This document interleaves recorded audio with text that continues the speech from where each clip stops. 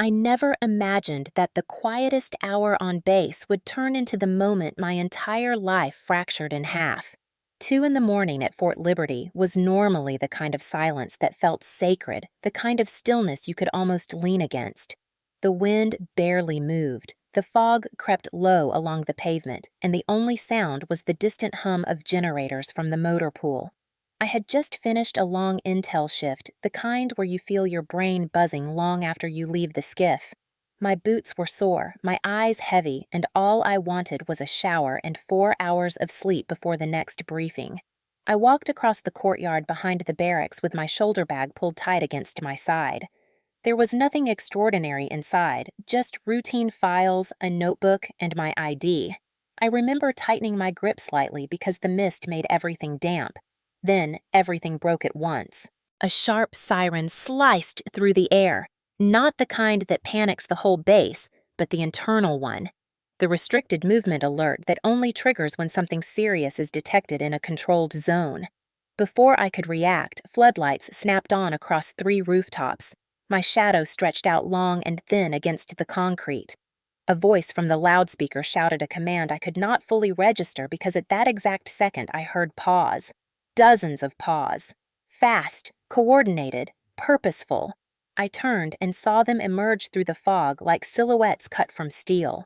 12 military K9s, all German Shepherds and Belgian Malinois, sprinting in perfect formation straight toward me. Not wandering, not patrolling, they were coming for me.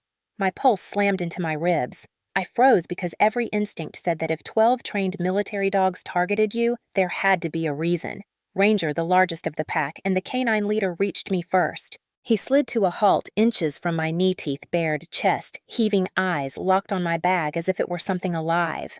The others formed a tight half-circle around me, bodies, low muscles, tight, every single one of them growling with the same synchronized conviction. I raised my hands slowly, not wanting to trigger the wrong response. I had worked alongside K9 units for years and had never seen them break formation like this. Never seen them ignore their handlers, never seen their focus so absolute. Heavy boots pounded across the pavement as the MPs rushed in behind them. Their flashlights cut through the fog, their voices collided in rapid orders. Captain Whitfield, do not move. Keep your hands up. Stay still. My breath knotted in my throat. I tried to speak, but my voice came out thin and unsteady. "What is happening?" Ranger snarled louder in response, inches from my thigh, as if telling me to stop talking. 2 MPs approached from the front with scanners ready, while another circled behind me, eyes darting between the dogs and my shoulder bag. My mind raced. I had just taken that bag out of my locker after shift. There was nothing inside that could trigger any alert, let alone mobilize every K9 unit in this sector. One of the MPs reached for the strap, but Ranger lunged forward with a deep bark blocking him. Another dog mirrored him instantly. They were not protecting me. They were containing me, or maybe they were reacting to something I could not see or hear. The MP lieutenant stepped forward and lowered his voice. "Captain, do not touch the bag. Do not move your hands." I swallowed hard. My fingers trembled. I could feel 12 sets of hot breath around me. Then there was a sound I will never forget. A faint click from inside my bag. Metallic. Sharp. Not mine. The K9 pack erupted at once, barking with such intensity that it vibrated through my chest. Ranger's ears pinned back and his focus narrowed to a single point on the bag like something inside was signaling directly to him. The MPs reacted instantly. 2 of them grabbed my arms. Another reached for the bag while the K9s snapped and barked like they were trying to warn him away.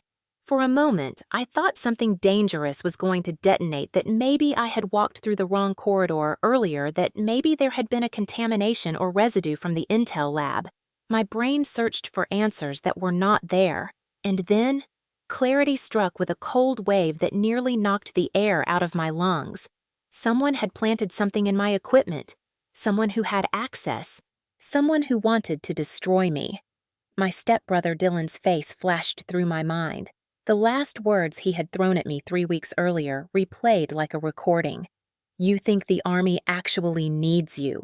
One day, you will understand how easy it is to take everything from you.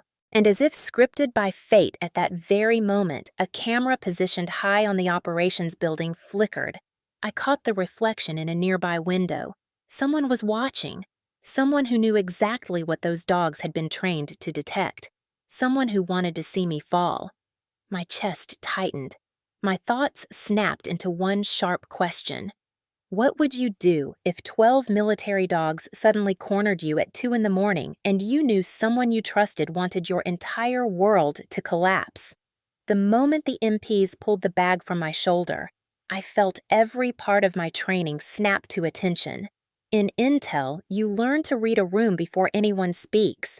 You learn to track small details the way other people track conversations. And above all, you learn that military systems do not make casual mistakes.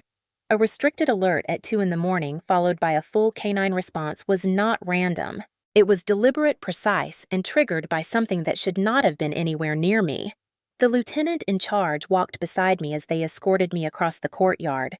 My boots hit the pavement harder than usual, partly from adrenaline, and partly from anger forming in the back of my throat. I kept telling myself to breathe slow. Losing control in a moment like this only made you look guilty. Fort Liberty at night always looks different from the daytime chaos. Buildings stand taller, lights sharpen every shadow. The wide open training fields feel endless. I had spent years walking these grounds with confidence, but now every corner felt unfamiliar. Every hallway felt hostile. I reminded myself that I had earned my place here. I had survived West Point. I had carried intel reports through sandstorms and overseas rotations. I had spent nights in briefing rooms so cold they felt like interrogation chambers. I was one of the few women in the intelligence analysis section who had managed to stay long enough to build a reputation for accuracy. I had briefed generals. I had been entrusted with mission-critical assessments. I had done everything right. So why did I feel like a suspect walking to a place I had walked to 1,000 times before? As we approached the security building, Ranger stayed close behind me. His footsteps were lighter than a human's, but every movement carried weight. He huffed sharply each time the MPs shifted my bag. It was not aggression. It was warning. Ranger had been in the K9 unit for 7 years. He was the kind of dog who could identify a microchip malfunction inside a locked case. He could find a hidden phone in under 10 seconds. He had a sense for anything out of place. And now all of that instinct was aimed at me. One of the MPs whispered to the lieutenant. "Ranger is not letting this go, sir." The lieutenant nodded. These dogs know their work better than any censor. If he reacts this strongly, then something is definitely inside. Something is transmitting. Transmitting. The word hit the back of my mind like a cold blade. My shoulder bag was a simple canvas design issued through supply. There was no device inside it when I left the skiff, no unauthorized tool, no restricted item. My access badge was where it always was. My notebook was empty except for briefing notes. There was nothing in that bag that could trigger a base-wide alert, unless someone put something there. A memory flashed across my mind. My locker door open earlier in the evening. I had dismissed it because the latch was old and sometimes did not close properly. But that small detail dug into me now. Could someone have slipped something inside? And if so, how did they know what shift I worked or which door I would exit from? The MPs led me inside the security inspection room. It was bright and sterile with polished floors and 2 metal tables in the center. A large scanner positioned against the wall hummed at a constant pitch. Ranger followed the bag until the lieutenant ordered him to stay. Even then, he refused to take his gaze off it. His ears stayed pinned, his posture rigid. He knew something. Military protocol dictated that any suspicious item detected by the K9 unit needed to be scanned immediately. The lieutenant placed the bag gently under the scanner, careful not to jostle it. The machine lit up instantly. The screen flickered. Lines of code that made no sense to anyone but a trained tech appeared. The scanner beeped twice, followed by a tone I had only heard during exercises, never in a real situation. The lieutenant's face tightened. He looked at me, then at the MPs, then back at the screen. "Captain Whitfield, did you handle any restricted equipment tonight?" "No, sir. Any contact with classified tools outside the skiff?" No, sir. Any external electronic devices? No. His jaw tensed. The scanner is picking up a signal from inside your bag. Something with a hardware signature.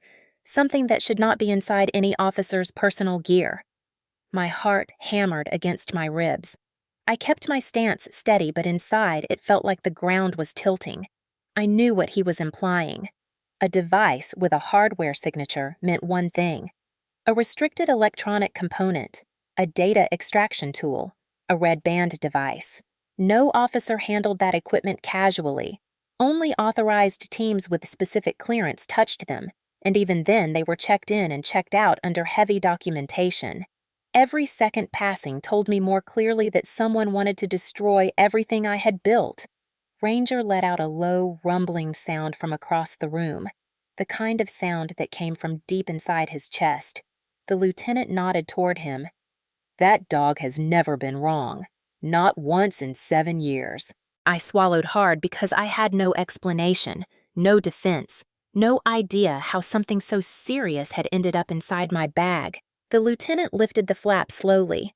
The MPs leaned in. Ranger growled low. I held my breath. My future felt like it was hanging inside that bag, waiting to be pulled into the light by someone who believed I had done something unforgivable. And the worst part of all was the certainty forming inside me that whoever put this there knew exactly how the system worked. They knew the dogs would react. They knew the scanners would find it. They knew I would look guilty. They knew I would not be able to talk my way out. They knew me well enough to predict every step of this moment. Only a family member would know me that well. The lieutenant lifted the flap of my bag with the steady caution of someone who had done this 100 times before, but even he hesitated when the scanner's tone shifted into the deeper register that signaled a confirmed hit. One of the MPs reached for gloves while another positioned the evidence tray closer. My heart thudded so hard I could feel it in my neck. Every instinct told me that whatever they were about to pull out did not belong to me and had never belonged to me. The room felt colder. Ranger pressed forward an inch, his nails clicking once against the tile as if punctuating the tension. The lieutenant reached inside and paused. For a moment, the only sound was the hum of the scanner. Then he lifted his hand and placed a small object onto the tray. A red band, USB. My breath caught because that single piece of hardware carried weight far beyond its size. A red band USB was not a normal data stick. It was issued only for data extraction operations, and every one of them was logged, tracked, and guarded because they could bypass layers of encryption inside secure systems. Intel analysts like me never carried them without a tasking order, 2 signatures, and a chain of custody that would make any civilian dizzy. I stared at it like it was something pulled from a stranger's pocket. My throat tightened. "That is not mine, sir." The lieutenant did not respond right away. His eyes flicked from the USB to me to Ranger, whose growl deepened by a fraction. "Captain Whitfield, the scanner is reading this device as active. Something inside it is transmitting at a low frequency." He said it carefully, without accusation, but with a kind of measured gravity that told me he was trying to stay impartial. I felt heat rush into my face. "Sir, I have never touched that device. I have never checked one out. I have no clearance for data extraction ops." "That is exactly why this concerns us," one of the MPs added quietly. I forced myself to breathe slowly. Every second felt like a countdown to the moment someone decided I had broken the law. The lieutenant leaned in to inspect the tag on the USB. His eyes narrowed. "This serial belongs to inventory from 2 years ago. It was reported missing." My stomach twisted. Missing. As in stolen. As in federal offense. As in career ending for anyone caught holding it. The MPs exchanged looks that crawled under my skin. Ranger stood rigid, nose pointed at the USB with unwavering certainty. My mind raced through every minute of my evening, every place I had been, every person who might have had access to my gear. And then a memory surfaced that made my pulse spike. 2 years ago. That was around the time Dylan had been removed from his contract position on base. He had not been enlisted.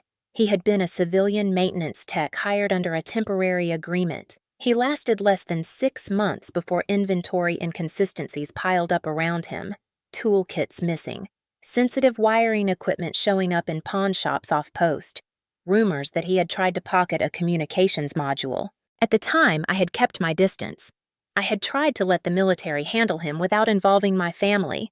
When he was escorted off base, he threw a fit that echoed through the hallway as I stood on the upper level watching. He had pointed up at me and yelled, "You think you are better than all of us." Just wait, Nora. You will learn what it feels like when everything you lean on disappears. I had not repeated those words to anyone because they sounded like bitterness and immaturity, not a genuine threat. But now, standing in a security inspection room at 2 in the morning with a red band USB lying in an evidence tray and 12 military dogs confirming its presence in my bag, those words hit me differently. The lieutenant cleared his throat. "Captain Whitfield, did anyone handle your equipment today?" "No, sir. My locker was open earlier, but I thought it was the latch." The MPs exchanged another look. "Did you report it?" "No, sir. I thought it was harmless." That admission burned in my chest because I could hear the implication even before the lieutenant spoke. He kept his tone even. "Captain, when it comes to secure bases, nothing is harmless." I clenched my jaw. "Sir, with respect, I know that. That is why I am telling you now that this was not mine." The lieutenant studied me carefully. His expression shifted just slightly the way an experienced officer considers multiple possibilities at once. He stepped away for a moment to whisper to one of the techs, then returned. "We are running a trace on the last time this serial pinged in the system. The last recorded access was October 2022. His eyes lifted. "Do you know anyone associated with supply or maintenance during that period?" My chest tightened. I hesitated because saying the name felt like pulling a pin from a grenade. "Yes, sir. Someone I know worked maintenance during that window. His name, Dylan Mason, my stepbrother." The room went very still. The lieutenant said nothing at first. One MP lifted his eyebrows. Another scribbled in his notebook. Ranger's growl softened into something more focused, as if even he sensed the truth threading its way into the open. The lieutenant folded his arms. "Captain, are you telling us he may have had access to your gear?" I forced myself to nod, even though shame and anger twisted through me at the same time. He knew where my locker was. He knew my shift hours. He used to watch me leave the intel wing because he said he wanted to understand what I did. The lieutenant tapped a finger against the USB, and he knew enough about the system to understand that a red band device would trigger a K9s K9 response. I swallowed hard. "Yes, sir." The lieutenant stepped back. His voice was calm, but decisive. "Then we are not dealing with an accident. Someone planted this on you." My pulse hammered harder than before. I had known it deep down the moment that metallic click sounded in my bag, but hearing an officer say the words aloud made it real. This was not a misunderstanding. Not a mistake. Not a glitch. Someone had set me up so cleanly the entire system believed it. Someone who shared my last name. The moment Dylan's name left my mouth, memories I had spent years trying to bury rose like they had been waiting just beneath the surface. The lieutenant continued speaking with the MPs, his voice low and procedural, but I barely heard him. My mind pulled me backward through time with the same force as a rip current. Dylan had always been a storm in slow motion. I met him when I was 14, the year my father remarried. He was already 17, already angry, already convinced the world owed him something he had never earned. The first time he looked at me, there was no curiosity in his eyes, only the quick flicker of calculation, like he was checking whether I would be someone he could push around. When he realized I would not be, the resentment began. It grew quietly at first. Small comments, sneers, mocking my routines and study habits. Then it grew louder when he understood that I actually meant what I said when I wanted to go to West Point. I still remember the day my acceptance letter arrived. My father had framed it with pride. I had worked for it since the 9th grade. I had run miles in the rain and taken extra physics courses just to stay competitive. Dylan had stood in the kitchen doorway and muttered loud enough for everyone to hear. "Great. Now she thinks she is a hero too." My stepmother Linda gave him a soft touch on the arm, as if he were the one who deserved sympathy. She had always believed that Dylan's anger came from being misunderstood. She treated him like a fragile crystal that needed constant polishing while treating me like a piece of steel that never needed care. When I left for West Point, she told me I was ungrateful for leaving the family behind. I knew what she meant. I was leaving Dylan behind. She did not hide her disappointment.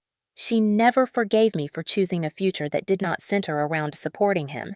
That resentment sharpened each year. When I graduated, when I commissioned, when I arrived at Fort Liberty, each accomplishment felt like adding another brick to the wall Dylan believed I had built to overshadow him. He never said congratulations. Not once. Instead, he found ways to chip away at what I had earned. The worst incident happened 3 years ago. I was in my first assignment at Liberty and had left my ID card on a table in the common room for less than 5 minutes. When I returned, it was gone. Security had to lock down the wing until the card was located. They found it near a restricted zone door. Slip of the mind, I told myself, even though the pit in my stomach knew better. That night, Dylan admitted it. He had taken it because he wanted to see what happened, wanted to explore the base, wanted to understand what real authority felt like. He grinned when he explained it as if he expected me to find it clever. I remember standing in the dim light outside the barracks, listening to him describe the thrill of almost getting caught. My voice shook when I told him he could have ruined my career. His smile faded, and something darker settled in. "You are so dramatic. Nothing happened. You should be thanking me for trying to learn what you do." I backed away that night. I saw what he truly was. Someone who did not fear consequences because consequences always landed on someone else. Someone who believed he was entitled to my life because he had none of his own. But the moment that carved itself into stone came a year later during a family gathering. I had just been assigned to a specialized intel team, and my father was proud. He asked Dylan to take a picture of us.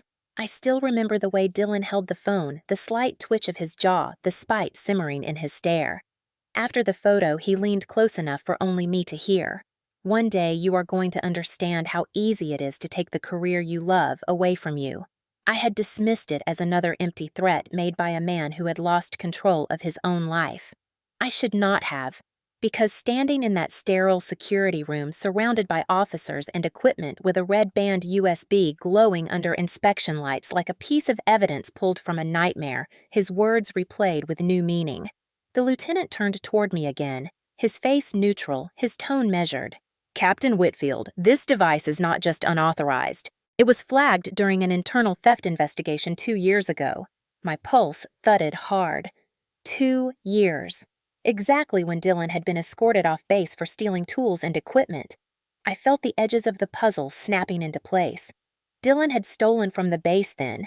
Now he had stolen something from me. Trust. Safety. Stability. He had always envied what I earned. Now he wanted to destroy it. The realization cut deep not because he had set me up, but because part of me had always known he could. And still, I never believed he would actually cross that line. The lieutenant studied my face. "Captain, you look like you recognize something." I forced myself to speak, even though my voice felt thin. "Yes, sir, I do. This is not a mistake. Someone meant for that USB to be found in my bag." Ranger let out another tense breath as if confirming the truth neither of us wanted to face. When I met his eyes, something inside me hardened. This was no accident.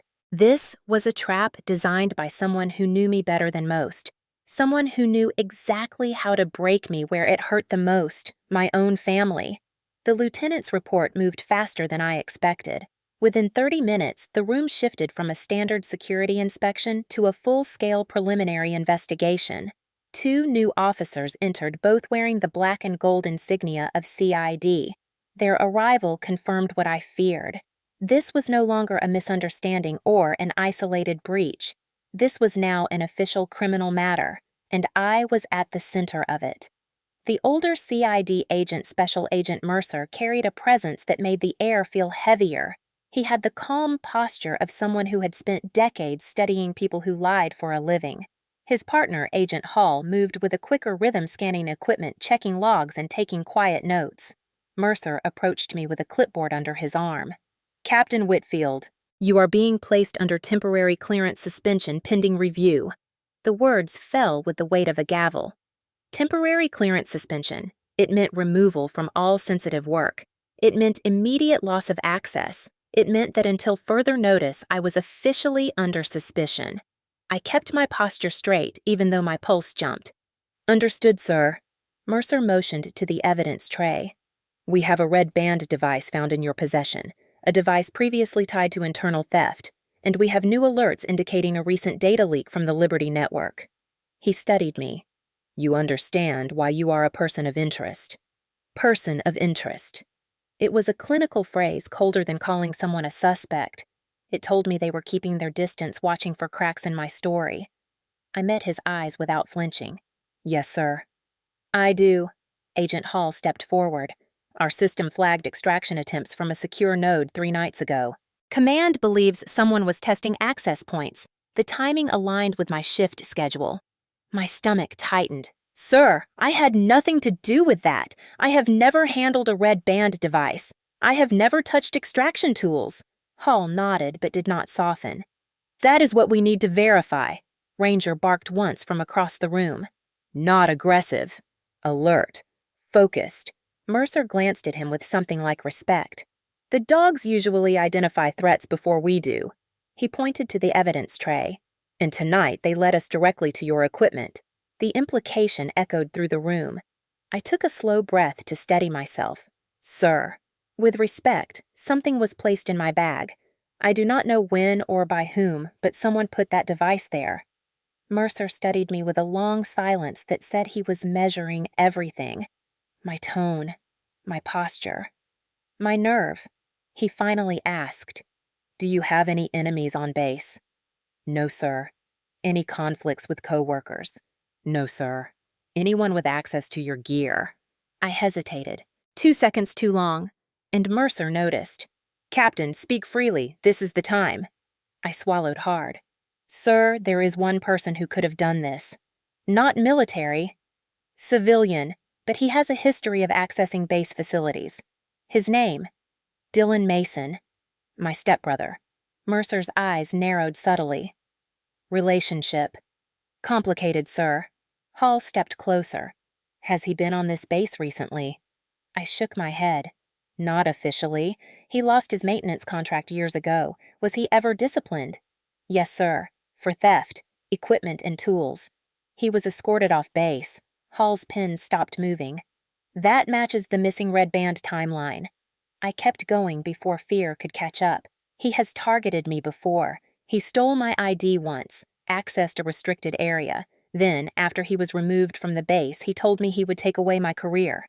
Mercer exchanged a glance with Hall. Then he stepped in closer. Captain Whitfield, we have one critical question, and we need a precise answer. I braced myself. Could this man have placed the device in your bag? I did not let myself hesitate this time. Yes, sir. Absolutely. He knows my hours. He knows my routines. He knows where my locker is. Mercer's voice lowered. Did you see him on base tonight? No, sir. But that did not comfort me.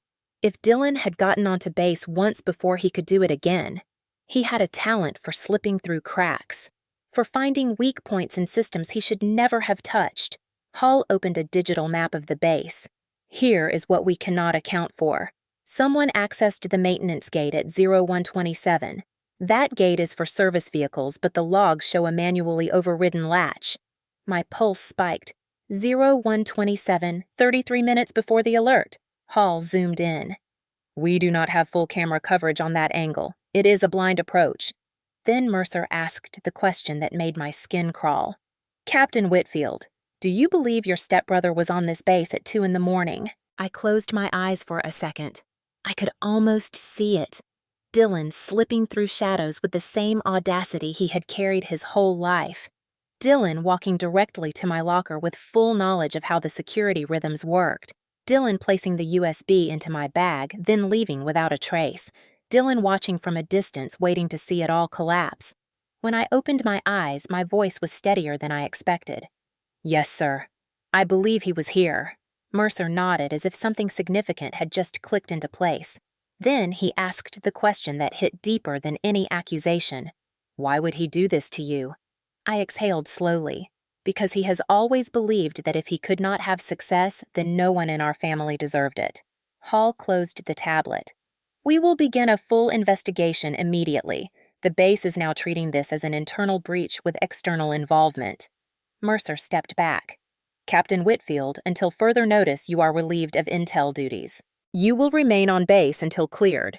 The words stung, but I remained composed. Yes, sir. Ranger huffed again from across the room. It almost sounded like agreement. And for the first time that night, I realized the truth settling heavily in my chest. This had never been about a random alert. This had never been about a mistake. This had been planned, calculated, executed with precision. Someone who knew me wanted to watch me fall, and his name was Dylan Mason. Being temporarily removed from intel felt like someone had reached inside my chest and twisted something vital, but I refused to sit quietly while my reputation and career were dragged toward a cliff I had never walked near. CID might need hours or days to assemble a formal investigative timeline, but I knew one thing with absolute certainty. If Dylan had managed to enter the base at 2 in the morning, there would be a trace. Even if the system had blind spots, even if the maintenance gate had been overridden, even if he slipped through the shadows like he always had, the base always saw more than people assumed. Fort Liberty was a machine with 1,000 eyes. All I needed was one camera angle, one glimpse, one piece of evidence. CID escorted me out of the inspection building and told me to return to temporary quarters. That was a polite way of saying, stay put where we can find you. As soon as they turned the corner, I headed in the opposite direction. The MPs at the main desk did not question me.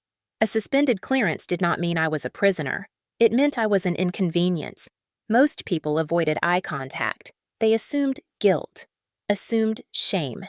I walked quickly through the corridor past the common area, past the awards case filled with plaques from K9 units and security operations. Each step felt like walking against a current.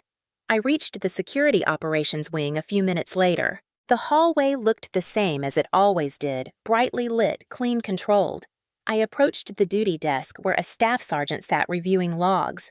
Sergeant, I need access to the cantonment cameras from 0100 through 0200. He did not even look up. Clearance level.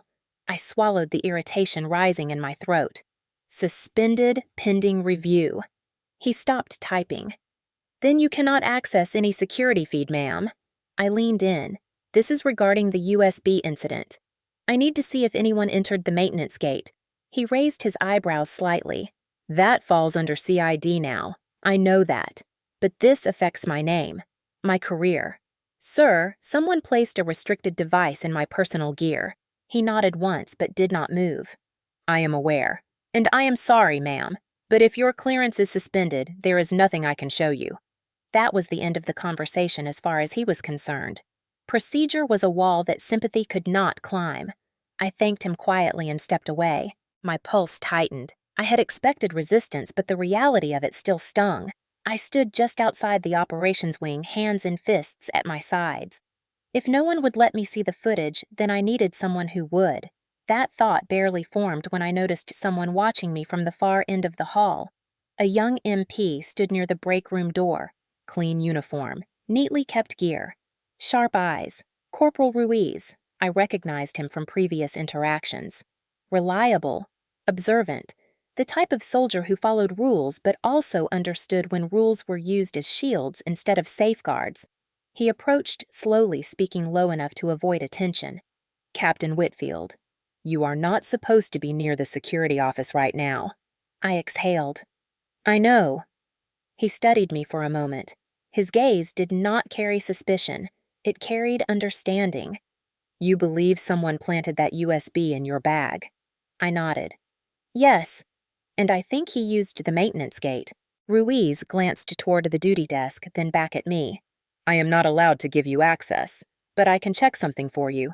My breath caught. Why are you helping me? He shrugged. The dogs reacted to your gear, but not to you. And Ranger likes you. I trust Ranger. Those words almost broke something inside me. Trust had been a rare thing in the last few hours. I followed him quietly down a side corridor, not covered by the main desk's line of sight. Ruiz swiped his card and opened a smaller observation room with 2 monitors and archived footage access. He sat at the terminal and typed quickly. "What time did you leave the Intel building?" "About 0140. "Then I will pull from 0115. He tapped into the system. A grid of camera feeds appeared. He scrubbed through the footage. Most angles showed empty walkways, idle trucks, silent gates. Then he pulled up the maintenance gate feed.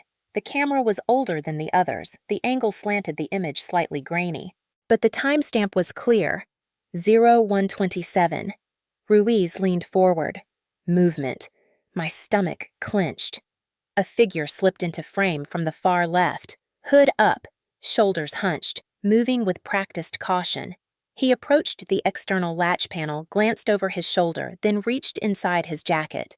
Ruiz slowed the footage. The figure pulled out a thin device no maintenance tech should have had, a latch override tool. He popped the gate open just enough to slip through, then closed it behind him. Ruiz exhaled. "That is an unauthorized entry." He continued the footage. The figure moved between vehicles, staying in the shadows. Finally, he crossed into the cantonment zone where cameras were fewer. Ruiz switched angles. The next camera captured him near the officer barracks. He moved along the wall, keeping his head down, then disappeared behind the building. Ruiz opened the final angle, the one showing the row of lockers used by Intel personnel. My breath stilled. The hooded figure stopped directly in front of my locker. He reached inside his jacket again. This time he pulled out my bag. My exact issued canvas bag. Ruiz froze the frame. "Captain, that is your gear." I nodded slowly, feeling heat push into my face. He continued. The man unzipped my bag just enough to slip something inside. Then, he hung it back inside my locker with calm precision. Ruiz enhanced the image. The man turned his head slightly while walking away. A portion of his face caught the light. Not enough for the camera to identify him, but enough for me to recognize him with absolute certainty. The jawline, the posture, the arrogant tilt of his head. My voice came out as a whisper. "That is Dylan." Ruiz sat back in his chair. "Captain, this is clear evidence someone set you up." My throat tightened. I had known. Deep down, I had known. But seeing it play out second by second made my hands tremble. Ruiz looked at me carefully. "CID needs this. They need to see it right away."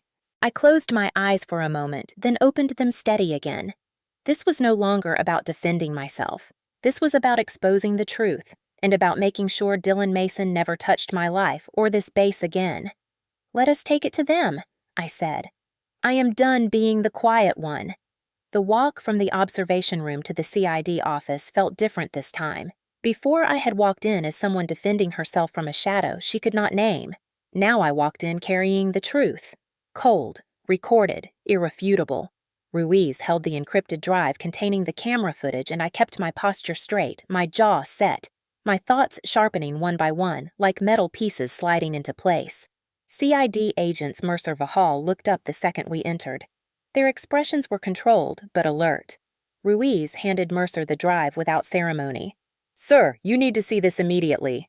Mercer inserted it into the secure terminal and played the footage.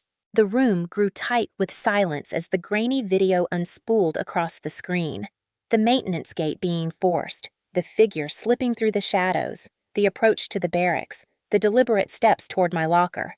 The bag being lifted opened and returned with something new inside. I watched their faces as they watched my life being sabotaged in front of them. Mercer paused the video at the frame Ruiz had enhanced, the faintest glimpse of a jawline in low light, the turn of a shoulder, the stride. Hall leaned closer. "Do you know this man, Captain Whitfield?" I kept my voice steady. "Yes, sir. It is my stepbrother. Dylan Mason." Mercer replayed the clip once more, slower this time, absorbing the way Dylan moved with practiced familiarity. He slipped through the gate like he had done it before. He walked between structures like he knew exactly where blind spots were. When the video ended, Mercer leaned back in his chair with an exhale that did not hide his irritation. "This is not a prank. This is not impulsive. This is someone who studied the base layout." I nodded. Dylan worked maintenance years ago. He knows the infrastructure, knows the cameras, knows the night shift routines. Hall tapped his pen against the desk. But why plant a red band device? Why risk federal charges just to take down a family member? I hesitated because the truth tasted bitter every time I said it aloud. Dylan is not targeting me because of who I am. He is targeting me because of what I know. Mercer gave me a long look. And what is that, Captain? I inhaled slowly. 3 months ago, I discovered irregularities in the maintenance equipment logs. Missing serial numbers, hardware discrepancies, communications tools disappearing. At the time, I did not have proof.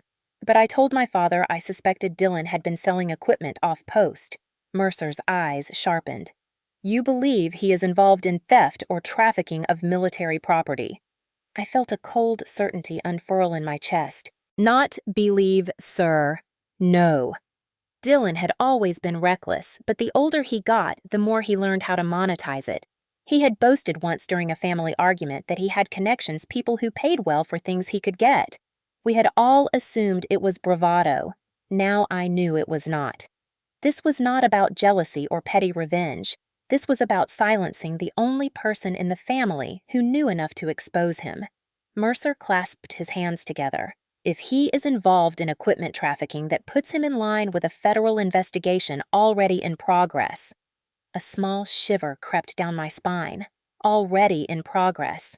That meant Dylan was not just a loose thread. He was part of a larger problem. Hall opened a file on his tablet.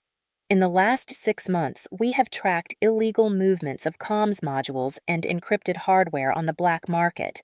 Some items originate from facilities on the East Coast. A number could have come from Liberty. My breath froze. Sir, are you saying Dylan may be part of a supply chain?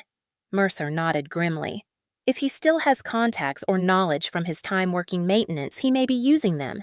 This USB is not random. Red band devices can extract encrypted data. If someone planted it on an intel officer, they could claim she was part of the leak. Shift attention. Misdirect blame. Cover the real pipeline. My pulse thudded harder. Dylan had not just tried to ruin my career, he had tried to use me as a shield. If CID implicated me in a leak, attention would be focused on my unit, not on hardware disappearing in the night. Mercer scrubbed through the footage again. Look at how he handles the bag. That is not a man trying something once. That is a man who rehearsed. Hall agreed. He moves with confidence. Not fear, not hesitation. I swallowed the rising anger in my throat. Dylan never feared consequences. He always believed he could outsmart the system. And when he could not, he blamed me for being the one who survived where he failed. Mercer closed the video window. Captain Whitfield, we are now officially expanding this into a dual investigation. 1 into your clearance and involvement. 1 into the breach and possible trafficking. You will be interviewed further. You will be monitored. But you will also be considered a cooperating witness. I met his eyes firmly. Sir, I will cooperate fully. I want this resolved. I want the truth out. Mercer nodded once. Good, because this changes everything. The USB was not meant to be found immediately. It was meant to be found eventually after a leak. After someone traced data back to you. A chill went down my spine. Dylan had planned for me to take the fall. A federal charge. A ruined career. A dishonorable stain that would follow me for life. Hall spoke softly. This is bigger than a family conflict, Captain. This is criminal intent. Organized. Purposeful. And dangerous. I steadied my breath. I know, sir. And I know Dylan. He will not stop unless someone stops him. Mercer exchanged a look with Hall. Then he turned to me. You may be suspended from intel, but you can still help. You are the one person who knows how he thinks. My voice sharpened with something cold and certain. Then tell me what you need, because I am done letting Dylan decide how my story goes. Behind me, Ruiz spoke for the first time since the footage ended, his voice quiet but firm. Captain, we stop him together. I nodded. For the first time that night, clarity replaced fear. Dylan had wanted me silent, but he had forgotten one thing. I do not break quietly. I fight. And now I had the truth on my side. The unraveling had begun. Dylan just did not know it yet. The moment CID confirmed Dylan was likely part of a larger trafficking chain, something inside me shifted from defense into strategy. Fear burned away, replaced by a steady, sharpened resolve. I had spent years learning how to analyze threats, predict movements, and dismantle operations from the inside out. And now the threat wasn't a foreign actor or an unknown cell. It was someone who shared my last name, someone who counted on me being quiet, someone who believed I would hide out of shame rather than fight back. He had always underestimated me, but this time his mistake was going to cost him everything. The CID investigation would take time, too much time. Dylan was skilled at slipping away whenever pressure landed on him. If he sensed anything was closing in, he would vanish into some off-post connection, leaving me holding the fallout. I wasn't going to give him that chance. Not this time. If Dylan was going to be exposed, it needed to happen fast, loud, public, in a way that stripped him of every excuse he'd ever used to shield himself. Mercer and Hall agreed on one thing: Dylan would return to the base. Men like him always returned to the side of their risk because they needed to retrieve something, hide something, or check whether their sabotage was still working. That gave me the opening I needed. I waited until Hall stepped away to brief command and Mercer moved into the file room. Then I approached Ruiz. "Corporal, I need your help again." He met my eyes without hesitation. "Whatever you need, Captain." I took a slow breath. Dylan came through the maintenance gate. He planted the USB. "But that is not the only reason he was on base." Ruiz frowned. "You think he left something else?" I nodded. "If he is part of a trafficking pipeline, then he is using the base as a pickup or drop-off site. He would not risk coming inside a second time unless he needed to retrieve something." Ruiz considered it for a moment, then asked the question I had already answered in my mind. Where would he hide something? The answer came instantly. The motor pool. It was where he worked during his contract years. It was where he understood every blind angle, every storage corner, every forgotten rack of tools. Ruiz nodded slowly. "And if he comes back, you want eyes on him?" "Yes. But more than that, I want him caught. Publicly. The kind of exposure no one can spin or distort." Ruiz raised his chin. "What is the plan, Captain?" I exhaled. It was time to shift from analysis to execution. First, we notify the MP shift leads, but only 2 of them, the ones we can trust. We keep the circle small. Ruiz nodded. "I know exactly who. Next, we place body cam recordings on standby. You and I go to the motor pool. We set up a decoy, something Dylan cannot resist." Ruiz's eyes narrowed with interest. "Such as?" "A fictitious delivery. Something that looks like sensitive equipment being relocated. If Dylan is watching the base like he was before, he will take the bait." Ruiz nodded again, faster this time. "And we position MPs in the shadows ready to move." "Yes, but not to jump too early. We wait until he touches the crate. That is theft on camera. That is intent on camera. That is public exposure." Ruiz allowed a rare smile. "That will end this. It wasn't revenge in the traditional sense. It was justice torn out of the shadows and dragged into open daylight. And in the military, nothing spreads faster than a public takedown. The kind where the entire motor pool sees it. The kind where you cannot hide behind excuses or family pity. The kind where even my stepmother would have no ground left to stand on when she tried to shield him. We gathered the small circle of MPs 20 minutes later. They all trusted Ruiz and respected the dogs, so when he spoke, they listened. We briefed a plan simple enough to avoid overthinking, but pointed enough to trap Dylan with no exit route. A decoy crate would be placed near the rear maintenance bay. It would be labeled with a standard restricted equipment tag. Nothing that violated protocol, nothing dangerous, just something enticing enough for someone like Dylan who lived on stolen opportunity.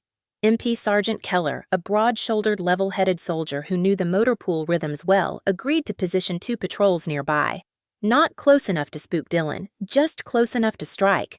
And I would be the bait, the one person Dylan couldn't ignore, the one person he wanted to see fall.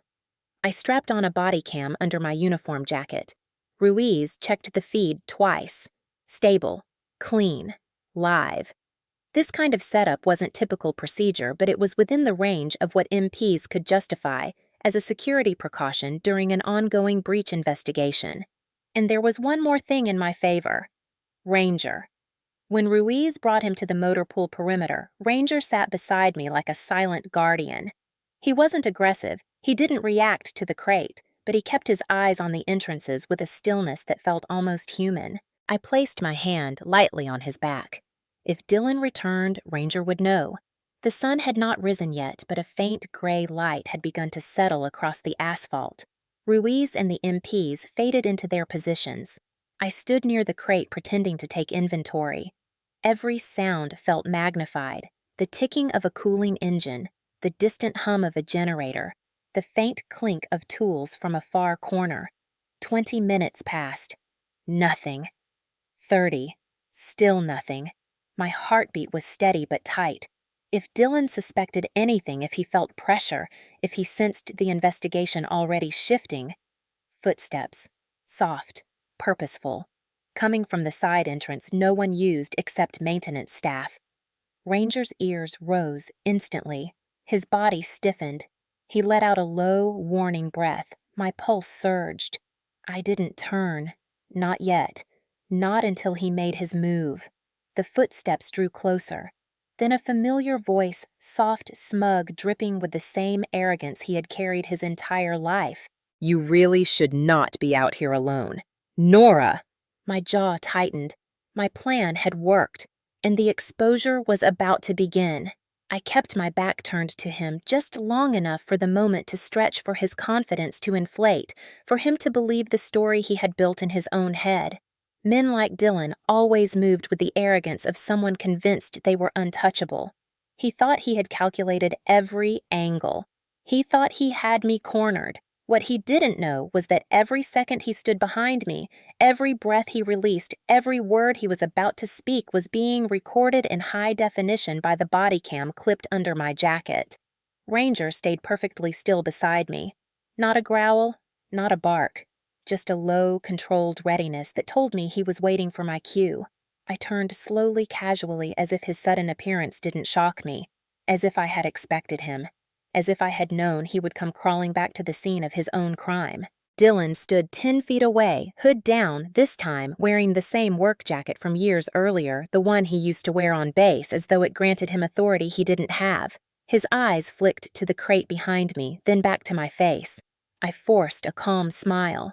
"You should not be here, Dylan." He exhaled a laugh that was colder than the morning air. "Please. You and I both know I have been here more often than anyone realizes." I didn't flinch. That is exactly what CID will love to hear. His jaw twitched, but he hid it under a smirk. "Come on, Nora. You are not recording this. You do not even have clearance anymore. You cannot do a thing to me." The lie sat comfortably in his voice like a line he had rehearsed. That was the first sign the trap was working. I crossed my arms. "What are you doing here?" There it was, the shift, the defensive flare in his eyes, the instinct to blame, redirect, manipulate. "Do not act stupid. You know exactly why I am here." He stepped closer and lowered his voice. "I came to get what I left." My pulse sharpened, the confirmation I needed, the one he didn't realize he was giving. The one the body cam caught clearly. "What did you leave Dylan?" I asked lightly. He scoffed. "You know what. Do not play innocent. You think I didn't see you walking around with my equipment." That phrase hung in the air like a confession. My equipment. Ranger's ears twitched. Behind the storage crates, Ruiz signaled quietly to the MPs. Not yet. Not until Dylan buried himself deeper. I tilted my head. "Do you mean the USB?" Dylan's expression flickered. Just once. Then he covered it with an ugly smile. "You really think anyone will believe you over me? You are nothing but a uniform with a pulse, a replaceable nobody who happened to get lucky." I held the line. "And what does that make you?" He stepped closer, close enough I could see the agitation tightening around his mouth. "Smarter. Faster. More valuable. I get things done. People pay me because they know I deliver." I felt the temperature drop inside me. Deliver? The word told me everything I needed to know. Equipment, hardware, maybe even encrypted data. He wasn't just stealing. He was supplying. Dylan was too far gone to understand how deeply he was incriminating himself. He pushed further. You think I care about your stupid career. You think any of this is about jealousy. No, I am done scraping by while you get promoted and applauded and treated like some hero. I watched the bitterness spill from him like acid. He wanted to be feared. He wanted to be envied. He wanted to be someone. But instead of working for it, he stole for it. He kept going, not realizing he was unraveling his own plan. You were supposed to take the fall. No one would ever look at me twice. They would have blamed you for the leak, for the hardware, for everything. The body cam blinked a tiny silent pulse under my jacket. His voice sharpened. But you just could not play your part, could you? Had to fight. Had to make things difficult, just like you always did. My chest tightened. My part. The words revealed the extent of his delusion. He had written a story in which I existed only as collateral damage, the perfect scapegoat, the perfect smokescreen for his operation. When I didn't respond, he laughed again, softer this time, almost pitying. You still do not get it. You might wear the uniform, but I run the real game. People rely on me. People pay me. I have connections that outrank your entire chain of command. That was the line Ruiz had been waiting for, the signal that Dylan had crossed into unambiguous confession. MPs shifted into position behind the cargo stacks. I took one step backward, careful, controlled. Ranger matched me eyes, locked on Dylan. Dylan scoffed again. Look at you, trying to act tough. You are still that scared little girl, desperate for approval. You are still nobody. My restraint thinned but held. Do you know what I see, Dylan? He lifted his chin. Say it. I kept my voice steady. I see a grown man breaking laws on federal property, thinking he is smarter than every security officer on this base. His mouth opened to argue. That was when I dropped the final hammer. And I see someone who is being recorded. His face drained, his eyes widened, his chest heaved once. Then he spun sharply. Too late. MPs burst from hiding. Hands up. Do not move. Ranger lunged just far enough to make Dylan freeze in place. Ruiz stepped forward, weapon ready but pointed low. Dylan Mason, you are under investigation for illegal entry onto federal property and suspected involvement in trafficking restricted equipment. Dylan's voice cracked for the first time. Nora, what did you do? I met his panic with calm. I did not do anything. You did. He shook his head wildly. You trapped me. You lied. You set me up. No, I said quietly. You walked in on your own, and you confessed on your own. The MPs closed in. The moment tightened, and just like that, the plan snapped shut. The base saw him, the cameras saw him, the truth saw him, and for the first time in his life, Dylan realized he was not untouchable. He was caught, and this time, not even family could save him. For a split second, Dylan stood frozen between the stacked equipment crates and the approaching MPs. His eyes darted wildly, trying to calculate an escape route where none existed. I saw the exact moment he realized the truth. He wasn't leaving the base quietly. He wasn't walking away with excuses or manipulation this time. He was caught, and the world around him was closing in. Ruiz stepped forward, firm and steady. Dylan Mason, do not move. Hands where we can see them. Dylan's jaw clenched. His breathing turned sharp and uneven. His gaze flicked to me, full of the same venom he'd carried for years, but now mixed with something new. Fear. Not fear of the law. Fear of exposure. Fear of losing control. His voice came out cracked. Nora! Turn that camera off. Now!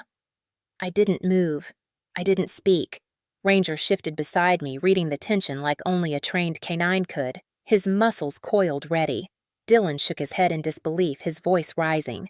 Do you have any idea what you've done? You think you can just humiliate me like this? He glared at the MPs. All of you think you can control me. He took a sudden step back. That was enough to trigger a unified response. MPs tightened formation.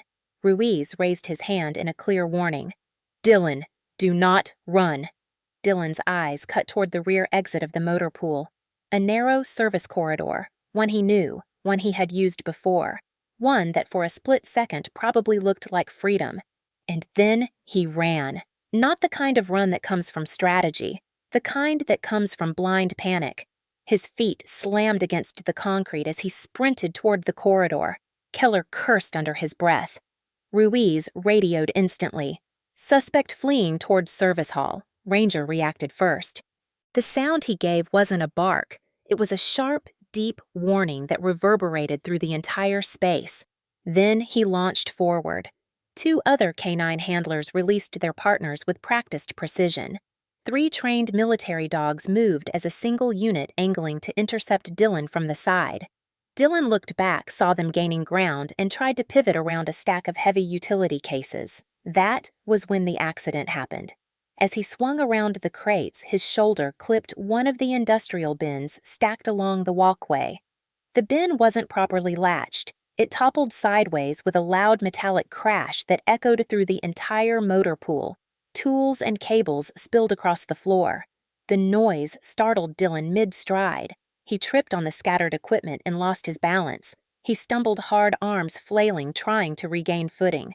Ranger closed in just as Dylan lurched backward. The dog did what he was trained to do. He lunged not to injure, but to force the suspect to the ground and stop him from causing harm.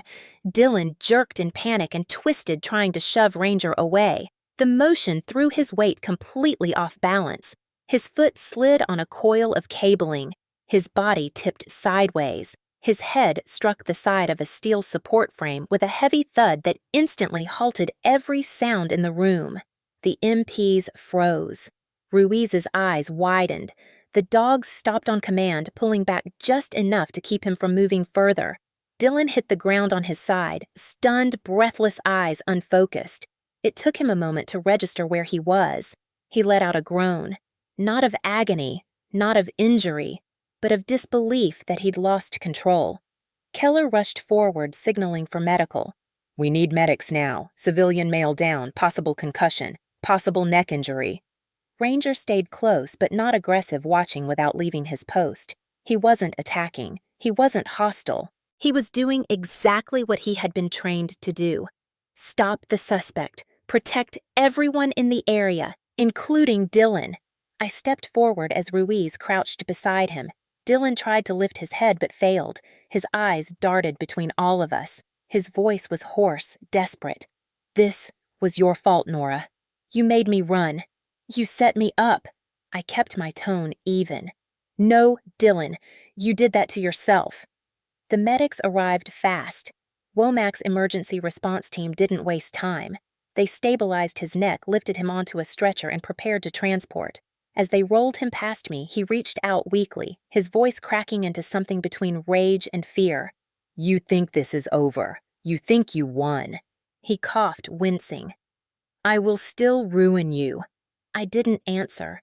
There was nothing to say to a man drowning in a mess he built with his own hands. As the ambulance door shut, I heard Ruiz exhale behind me, long and steady. "That could have been worse, Captain." I nodded. Yes, but it was enough. And the best part was that everything happened within protocol. Dylan hadn't been tackled. He hadn't been harmed by misuse of force. He had tripped while fleeing a lawful detainment. The dogs acted exactly as they were trained. No excessive force, no misconduct.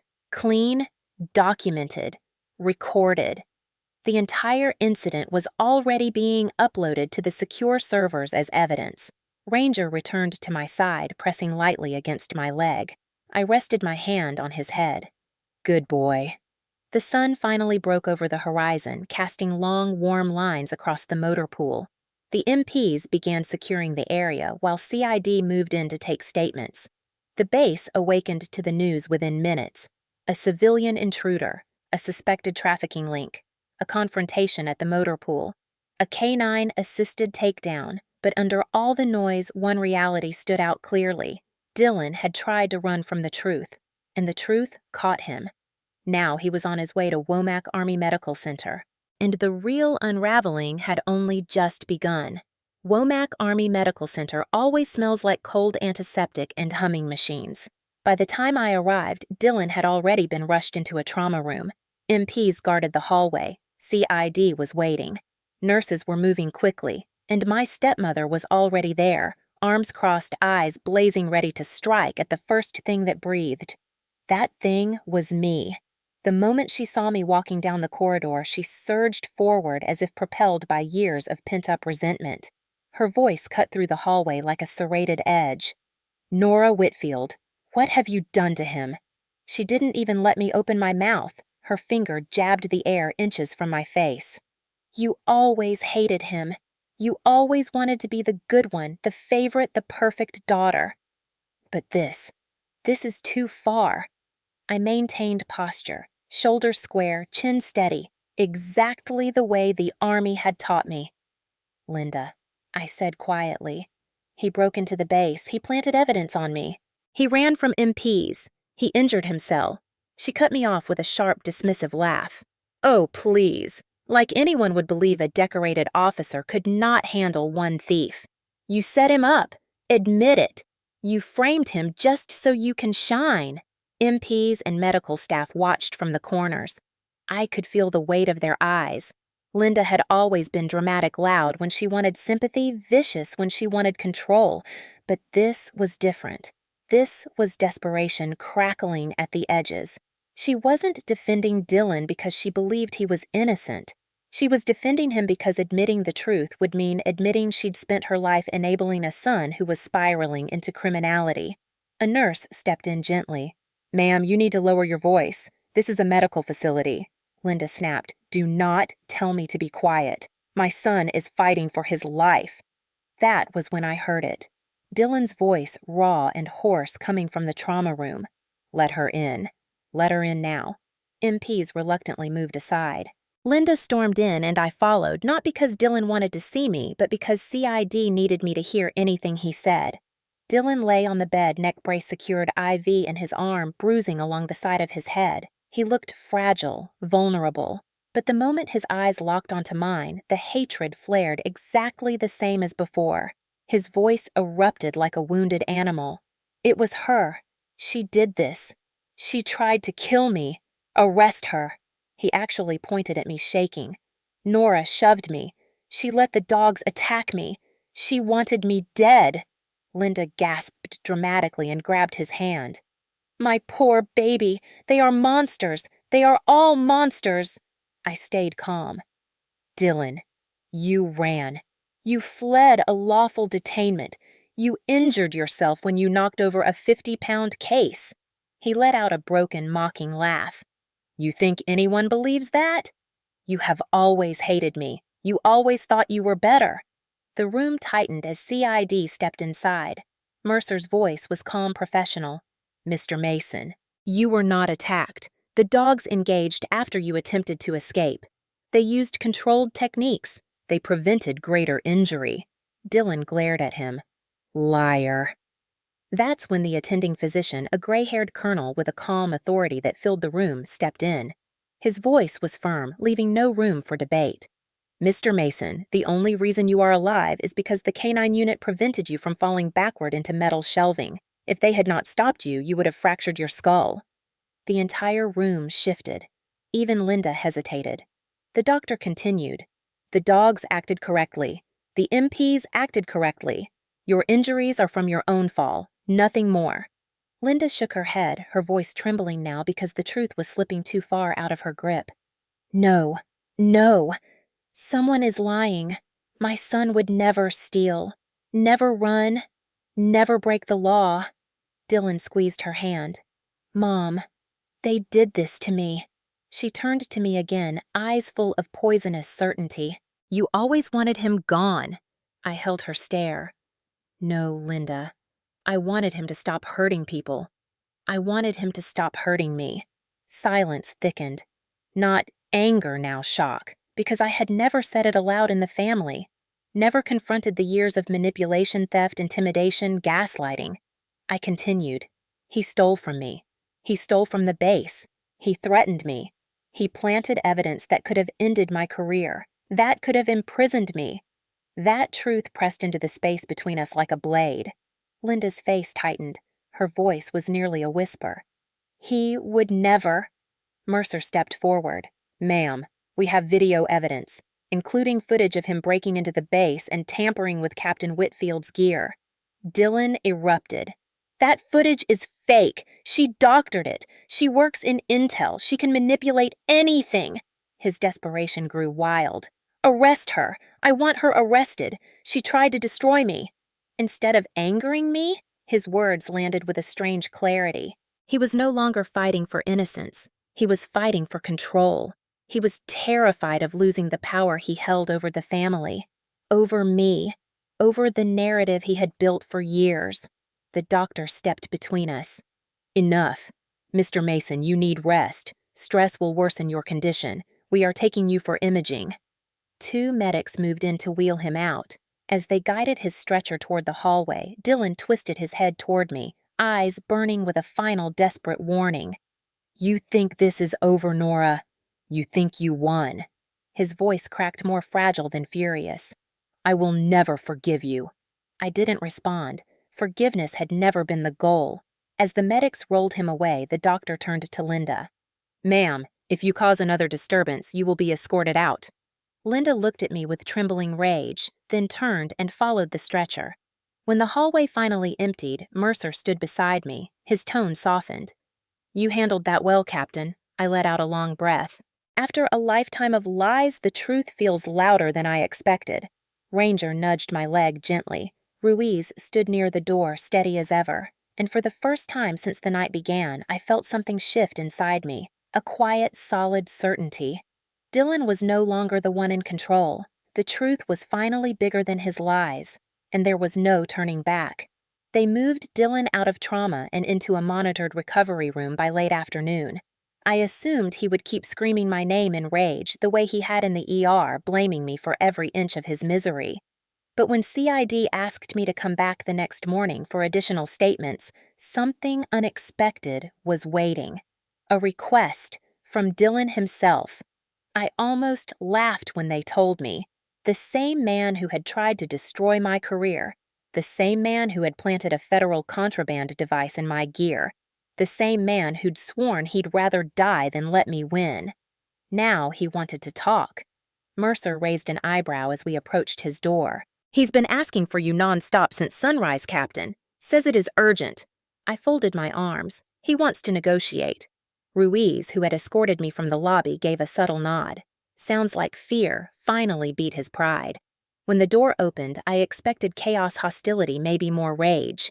Instead, I found Dylan sitting upright in the hospital bed, eyes swollen, hair-matted face pale beneath the bruising. The fight was gone. He looked small, not physically, emotionally. He forced a shaky smile that made my stomach twist. Nora, thanks for coming.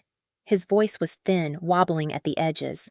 I didn't move closer, did not soften, did not blink.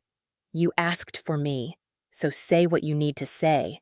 Dylan exhaled slowly, bracing himself. Look, I know things got out of hand. I know you're angry. I know I crossed a line. I didn't respond. Not yet. He ran a hand over his face. The tremble in his fingers reminded me of a cornered animal. CID is threatening federal charges.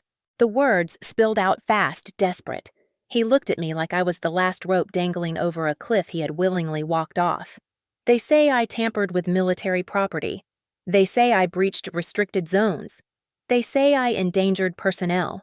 He swallowed hard. They are talking about years, Nora. Years in prison, not county, not state, federal. That fear, real fear, finally surfaced in his eyes. For the first time in his life, he wasn't protected by lies or charm or manipulation or the blind defenses of our family. He was facing consequences, true consequences. He tried to smile again, but it faltered instantly. I need you to withdraw your statement. I need you to help me. I kept my expression still neutral the way commanders do in high-pressure interrogations. Help you! He nodded urgently. If you tell them this was a misunderstanding, if you say you don't want to press anything further, if you tell them you think the security footage is being misinterpreted, they will back down. They will listen to you. You are the officer here. You have influence. He leaned forward, eyes pleading. Please, Nora, please. I didn't speak. I wanted to see how far his desperation would stretch. He continued. Look, I know I messed up. I know I've done stupid things. But I'm your brother. His voice cracked. Your family. He reached out a hand toward me. The gesture might have moved me once years ago before adulthood revealed the full depth of his cruelty. But now it felt like a performance. Because Dylan did not want forgiveness. He wanted rescue. He wanted escape. He wanted me to be the shield he had always expected me to be. He lowered his voice to a rasp. Mom is terrified. She is begging me to ask you. She thinks if you don't step in, they will ruin me. The emotional manipulation was textbook. He shifted from fear to guilt to familial obligation in under a minute. That had always been his talent, his weapon. Nora, please. If you don't help me, they will put me away. His breathing grew shallow. His voice sounded like a child begging not to be punished. I can't survive in prison. My life will be over. Help me, because you are my sister. Slowly, I stepped closer. He straightened, relief flashing in his eyes. He thought he had won. That was when I spoke. Quiet, clear, sharp as a scalpel. I don't save people who tried to destroy me. Every muscle in his face dropped. His relief evaporated. His eyes widened in disbelief. Then panic surged like a breaking dam. Nora, wait, listen, please. I took another step forward now, face to face with the man who had wreaked havoc on my life for years. You planted a restricted USB in my gear. You broke into a military base. You sabotaged an intel officer. You used me as a shield to cover your crimes. You tried to end my career. You tried to end my freedom. And when it all crumbled, you blamed me for everything you chose to do. His mouth opened and closed like he couldn't find oxygen. Nora, please. I held up a hand. Stop. You asked for the truth. Here it is. You are not my responsibility. You are not my burden. You are not my problem to fix anymore. His voice cracked again. We are family. I shook my head slowly. No, Dylan. Family protects you. Family supports you. Family does not weaponize you when it is convenient.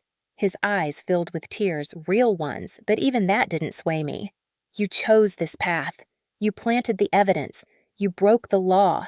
You unleashed consequences that were never mine to carry. He whispered, I don't want to go to prison. I leaned in slightly. Then you should have thought about that before you declared war on someone who finally stopped being afraid of you. Dylan broke. Completely. His face contorted. His voice collapsed into a choked sob. Nora, I'm begging you. Please don't do this to me. I stood tall, the same way I did during disciplinary boards, during briefings, during field interrogations, and I delivered the final verdict. I'm not doing anything to you. I'm simply letting the truth do its job. He froze. Because he understood. For the first time in his life, someone he relied on for protection was now refusing to carry the consequences he created. I stepped back toward the door. CID opened it as if on cue. Dylan reached out once more. His voice cracked like breaking glass. Nora, don't leave. I turned my head just enough to let him hear me. Actions have consequences, even yours. Then I walked out, and the silence behind me was the loudest sound I had ever heard. The full investigation moved faster than I expected. Once Dylan realized I would not shield him, CID no longer held back. They treated him like what he was now classified as inside the base intranet, a civilian national security suspect with direct access to restricted infrastructure, a threat vector, a liability, a perpetrator. Within 48 hours, Fort Liberty shifted into a mode I had only ever seen during counterintelligence sweeps. Meetings doubled. Access points were tightened. Every workstation required revalidation. My own clearance remained suspended during this window, but I noticed the shift in the way people spoke to me. Not accusation anymore. Not suspicion. Something more like regret. Maybe even respect. The kind given to someone who had been targeted. Someone who survived it. By the third morning, Mercer called me into CID headquarters. His tone alone told me something had changed. "Captain Whitfield, we need you in the briefing room. Now." Inside were two agents from Army Counterintelligence Command laptops, open files spread across the table, and an energy that felt heavier than the air itself. Ruiz stood in the corner, arms folded. He gave me a small nod as I walked in. Mercer began. "We executed a federal search warrant on Mr. Mason's residence early this morning." The words landed like a weight. "Finally." He tapped a key and a series of images appeared on the screen. Items laid out on evidence cloth, small electronic components, partially disassembled radios, encrypted chips, military serial numbered parts. My stomach tightened. All of this was in his room. Mercer nodded, his jaw rigid. "And this." He tapped again. A second image appeared, a lined desk drawer filled with at least 7 unauthorized USB devices identical to the one found in my gear. Red band military restricted. Every single one tagged as evidence. Every single one a federal violation on its own. The room went still. I could hear the faint hum of the overhead ventilation, could feel the cold crawl of truth settling in. Mercer spoke quietly. "Captain, it is no longer a question. Your stepbrother is the primary suspect in the data leak investigation. We have traced 3 separate transfers to foreign cloud servers routed from devices in his possession." My breath caught. So it wasn't just sabotage, it wasn't jealousy. It wasn't just an attempt to ruin my career. Dylan had been smuggling data off the base. High-level data. Data dangerous enough to trigger defense counterintelligence. A sinking weight pressed into my chest, and all this time he was using family access as his shield. Mercer continued. "The USB planted in your gear contained fragments of the same files found on his devices. That was the turning point. The moment everything locked into one horrifyingly clear picture. Dylan hadn't simply targeted me because he hated me. He had targeted me because he needed someone to take the fall. He needed a scapegoat with a clearance. He needed a believable offender. And who better than the stepsister he had always resented? Counterintelligence Agent Vogel leaned forward. "Captain, your clearance suspension will be lifted within the next 72 hours. You are not a subject. You are a victim of a federal framing attempt." Victim. The word struck deeper than I expected. Because for years I had believed I was simply unlucky, or too sensitive, or too accommodating, or too forgiving. Now the evidence told a different story. It told the truth I had buried for years. I wasn't unlucky. I was targeted. Vogel handed me a printed packet. "Your immediate chain of command will be notified today. Your credentials will be restored by Friday. We will also be crediting you with critical assistance for identifying the security breach." I blinked. Critical assistance? All I had done was defend myself against the man who had spent years trying to break me. Ruiz stepped forward, holding out a small stack of photographs. "You should see these, Captain." I took them slowly. They were from Dylan's bedroom, but one photo in particular froze my pulse. A corkboard, covered in printed surveillance images. Me, leaving for a run near the barracks. Me, walking out of the intel building. Me, stepping into my car outside the commissary. Me, eating lunch on a bench. Me, talking to soldiers in my unit. Dozens of photos, all taken without my knowledge, all arranged in neat little rows like a sick, twisted project timeline. A faint ringing filled my ears. Mercer spoke low. He had been following you for months. He knew your routines, your patrol schedule, your assignment rotations. He knew when you were alone. He knew when security was low. He knew exactly how to plant the device without being caught. I squeezed the edge of the table until my knuckles whitened. The truth was no longer theoretical. It was physical, tangible, displayed on printed paper in cold fluorescent light. And suddenly, I wasn't angry, or afraid, or overwhelmed. I was quiet, absolutely quiet, because clarity is a kind of stillness, and I could feel it settling in. Mercer cleared his throat. His voice softened. "I know this is difficult, Captain, but you need to understand that none of this is your fault." I looked up at him. My voice came out steady. It never was. He nodded once slowly. "Good, because you will need that mindset for what comes next, meaning the legal proceedings, the federal indictments, the court-martial referrals." Dylan was no longer a problem to manage. He was now a national security case file. When the briefing ended, I stepped outside into the corridor and leaned against the cool, painted wall. For a moment, I closed my eyes, breathing slow, deep, controlled. Clearance restored. My name cleared. My career intact. The truth undeniable. And Dylan unmasked at last. The sound of approaching footsteps pulled me from my thoughts. It was Ruiz. He held out a small, sealed bag. Inside was my own ID badge. Restored. Valid. Unrestricted. He gave a rare smile. "Told you the truth would win." I took the badge, ran my thumb over the raised lettering, felt the weight of it return to my life. "Thank you, Corporal." He shook his head. "No, Captain. Thank you for fighting." As I walked out of CID headquarters, the spring air tasted different, cleaner somehow, because for the first time in years, I wasn't carrying doubt or fear or the invisible weight of Dylan's shadow. Instead, I carried proof. The truth, and the knowledge that the people who always told me family would never betray me had never understood the kind of family I had, the kind capable of smiling at you while sharpening a knife behind your back. And now they finally knew too. All of them, because the evidence was no longer hidden. The masks were gone. And nothing would ever be the same again.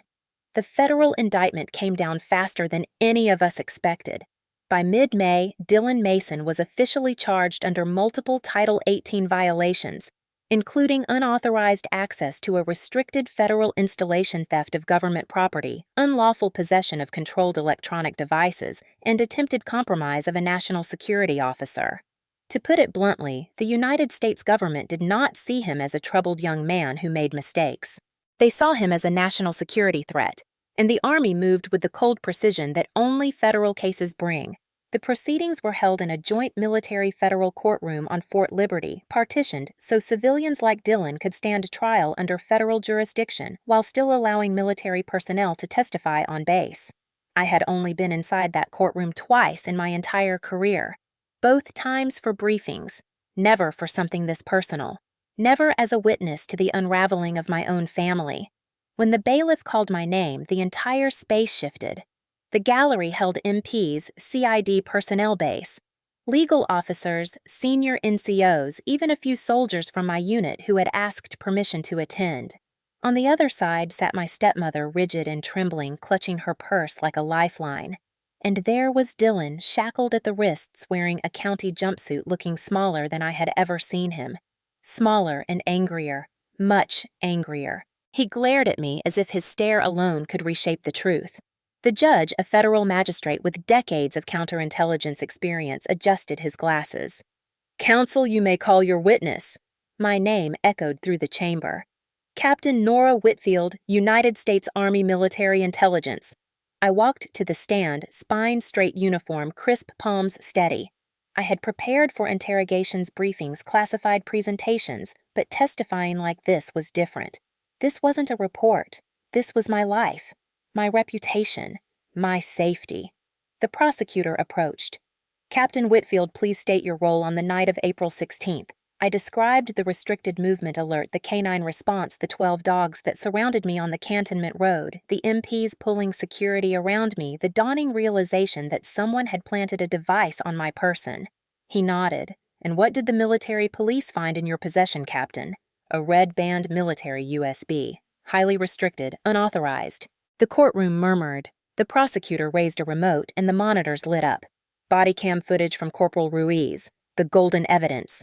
The video opened with grainy night vision of me standing frozen in floodlight beams, surrounded by K9s straining at their leashes, sniffing aggressively at my gear. Ranger, the lead dog, barked twice, circling my bag. The MP's voice came through the speakers. "Captain Whitfield, do not move." The camera zoomed onto my ruck. Another MP unzipped the pocket. The USB glinted against the light. The judge leaned forward. The dogs picked up the device before the humans. Ranger did. Military dogs do not react to personal electronics, especially not like this. The prosecutor let the footage run. The camera showed the device being bagged, tagged, scanned. Then the voice of Ruiz. That is a restricted access USB. That is not hers. The video paused. The prosecutor turned. Captain Whitfield, had you ever handled such a device before this moment? Never. Had you ever seen this one? Never. So how did it enter your gear? Someone put it there. Defense counsel stood sharply. Objection, speculation. The prosecutor lifted a hand. Overruled, the judge said. The captain may answer based on investigative findings. Please continue. Someone placed it there without my knowledge or consent. Likely the individual shown on base security footage entering through the maintenance gate 40 minutes earlier. The prosecutor pressed a button. The screen changed. A still frame of Dylan wearing a hooded jacket carrying a toolkit pacing in front of the cantonment gate. Ruiz whispered behind me, "This is where the room breaks." And it did. The video rolled. Dylan ducking through the gate. Dylan approaching my barracks porch. Dylan holding my ruck. Dylan slipping the USB into the outer compartment. Dylan leaving. The courtroom atmosphere thickened with shock. My stepmother gasped loudly. No, no, that isn't real. Someone edited that. But the judge ignored her. The evidence was authenticated by 3 independent analysts. Chain of custody was airtight. Then came the worst part, the part even I hadn't fully processed. The footage zoomed in on Dylan's mouth as he spoke to himself, unaware the security camera caught audio. She won't see this coming. She never does. She always thinks she's smarter. I'll ruin her before she ruins me. Gasps rippled across the gallery. Mercer sat still, arms folded, watching Dylan with a stare that could cut steel. My stepmother shook her head, trembling. My son would never say that. Never. He loves her. I stayed composed. The prosecutor nodded at me. Captain, how did you feel seeing that video? I took a slow breath. It confirmed what I had felt for years, but never said out loud. Dylan had been trying to sabotage me long before this night. The prosecutor stepped back. No further questions. Defense approached with trembling hands. Captain Whitfield, your brother was injured during an MP engagement. Do you feel any responsibility? I met his gaze. No. The dogs acted to prevent a lethal fall. They saved his life. The defense attorney tried another angle. Isn't it true that you never liked Mr. Mason? I kept my voice flat. Not liking someone does not create evidence. The truth creates evidence. He had no response. When I stepped down and returned to my seat, the weight in the room had shifted. Everyone knew it. Everyone felt it. Dylan was no longer a misunderstood young man in trouble. He was a calculated saboteur caught by his own arrogance. The judge recessed for lunch. As people stood to leave, Dylan suddenly slammed his chains against the table. Nora. He snarled my name with hatred curling around every syllable. I hope you're happy. I turned just enough to look at him. His eyes were wild, desperate, terrified. I answered with a calm that was colder than the courtroom air. I'm not happy, Dylan. I'm relieved. Because for the first time, the truth is finally louder than your lies. And as the bailiffs pulled him back, I felt something inside me settle. Solid, steady, and unbreakable. The truth was out, recorded, played, witnessed, and there was no going back. Fort Liberty held ceremonies, often retirements, promotions, homecomings. But what happened 2 weeks after Dylan's court proceedings was something I had never seen in my entire career. A full-scale K9 commendation and memorial ceremony held on the main parade field, normally reserved for major units and visiting generals. Word had spread across the installation faster than wildfire. Soldiers, MPs, aviation crews, intel analysts, even families from base housing arrived in rows of folding chairs stretching across the grass. 12 K9s sat proudly beside their handlers, wearing polished tactical collars, each dog groomed and poised like they understood this day was theirs. And in many ways, it was.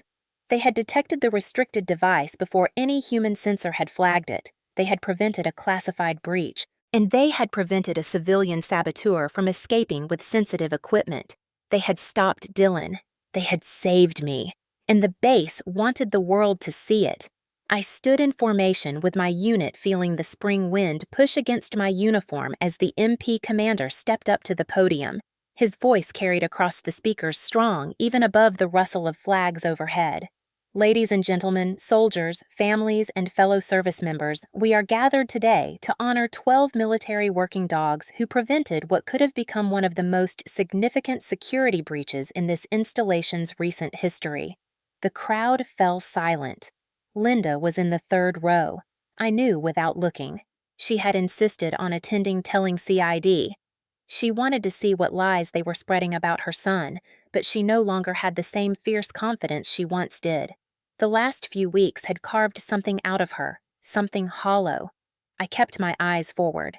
I refused to give her any power in this moment. The commander continued. These dogs acted on pure instinct, loyalty, and training. They reacted in seconds. They protected a soldier. They protected this base. They protected all of us.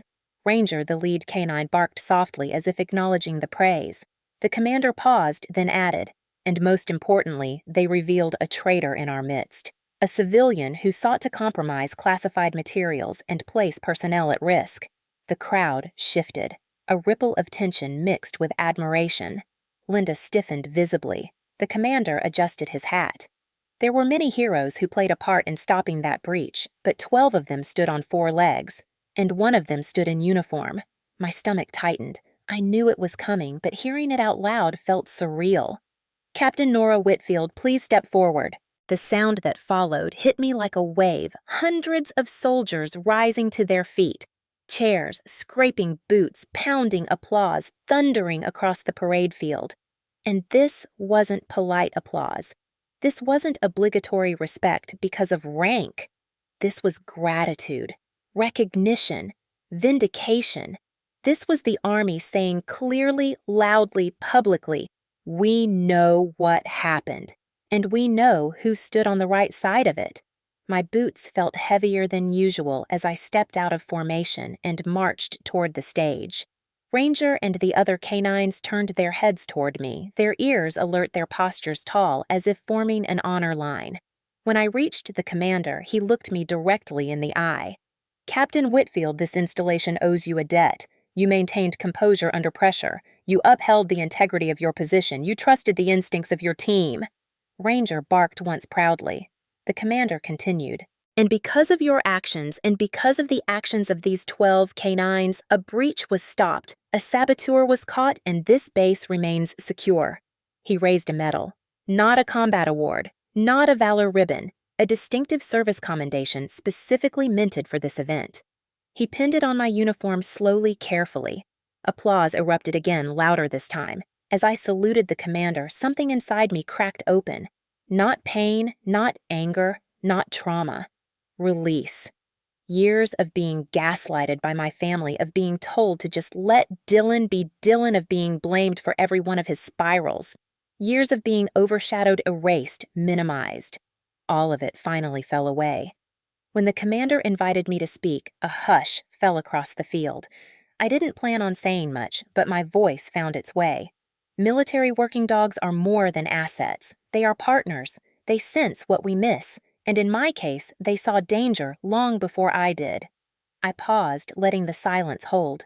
And I want to thank them for protecting not just this base, but the truth.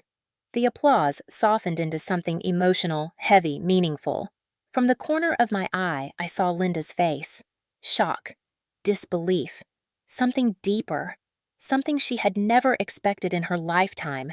Her stepson exposed, her narrative shattered, her years of blaming me completely overturned in front of hundreds of witnesses. She looked around at the soldiers cheering my name, and I could see it in her eyes, the realization that the world she had built around Dylan had collapsed. And I didn't feel triumph watching her. I didn't feel vengeance or satisfaction. I felt free. For the first time since I was a teenager, I felt utterly, completely free. After the ceremony, photographers swarmed Ranger and the other K9s, capturing their moment of glory. Soldiers shook my hand, patting my shoulder, offering praise. "Good job, Captain. You saved us. You deserved this." Some hugged me without asking, some just nodded with quiet respect. And as the sun dipped low over the field, lighting the grass with gold, I realized something profound. My family's lies no longer defined me. The Army had seen the truth. The base had affirmed it. The world around me had witnessed it. And standing there beside Ranger, who leaned into my leg with that steady, loyal weight, I finally felt the vindication I never thought I'd receive. My name had been cleared in public. My story had been told in front of those who mattered. And Dylan had lost the last weapon he ever held over me. The weapon of silence, of doubt, of shame. Now the truth stood taller than all of it, and I had never felt stronger. The ceremony ended hours ago, but the applause still echoed faintly in my head long after the crowds dispersed and the K9s were escorted back to their kennels. Ranger had nudged my hand before leaving, as if reminding me that some loyalties were unbreakable. I held on to that feeling as I walked toward the parking lot, because I knew what was waiting for me there. And sure enough, she was. Linda, my stepmother, leaning against her car with arms folded, jaw clenched, eyes red, but not from grief, from fury, from denial, from the truth swallowing everything she had built around her son. I considered walking past her. I considered pretending I didn't see her, but she blocked my path before I could turn away. "You must be proud of yourself." She spat the words like venom. "Standing up there, everyone cheering your name, pretending you're some kind of hero, pretending my son is a monster." I inhaled slowly, letting the cold evening air settle in my lungs. "I didn't pretend anything." She stepped closer, her voice trembling with the ugly kind of pain, the kind that refuses to accept reality. "You framed him. You always wanted to destroy him. This is what you wanted, isn't it? To humiliate him. To humiliate this family." I held her stare. The truth laid out plainly. "I didn't humiliate anyone, Linda. Dylan did that to himself." She shook her head violently. "He is not who they say he is. He is not capable of the things they're accusing him of." I let out a slow exhale. He was literally caught on camera doing them. She flinched as if the words slapped her. "Stop. Just stop. That footage was manipulated. It had to be." "Nora, you work in intelligence. You could have done that." I almost laughed at the absurdity, but instead I simply asked quietly, "You really think I would risk my entire career to frame someone?" She didn't answer. Couldn't answer, because even she knew that didn't match reality. But the truth didn't matter to her, only the story she wanted to protect. She jabbed a finger toward my chest. "Your father would be ashamed." That one landed deeper than I wanted it to. I felt the edges of old wounds opening, the ones I had tried to stitch shut with rank duty, discipline, and distance. My father. The man who had raised me to value honor before comfort, truth before popularity, integrity above everything. If he had been alive, he would have intervened years ago. And Dylan knew that, which is why Dylan weaponized Linda instead. I swallowed the lump in my throat. Dad would have wanted me to protect this country, to protect myself, to protect the truth. Linda scoffed. "He would have wanted you to protect your family." I met her eyes, my voice quiet but solid. "Family is supposed to protect you too." Her expression stiffened. I continued. "He never protected me, and neither did you." She froze, stunned that I had finally said it out loud. For years, I had swallowed the hurt, biting down on it like metal, because confronting her felt like stepping into a battlefield filled with mines.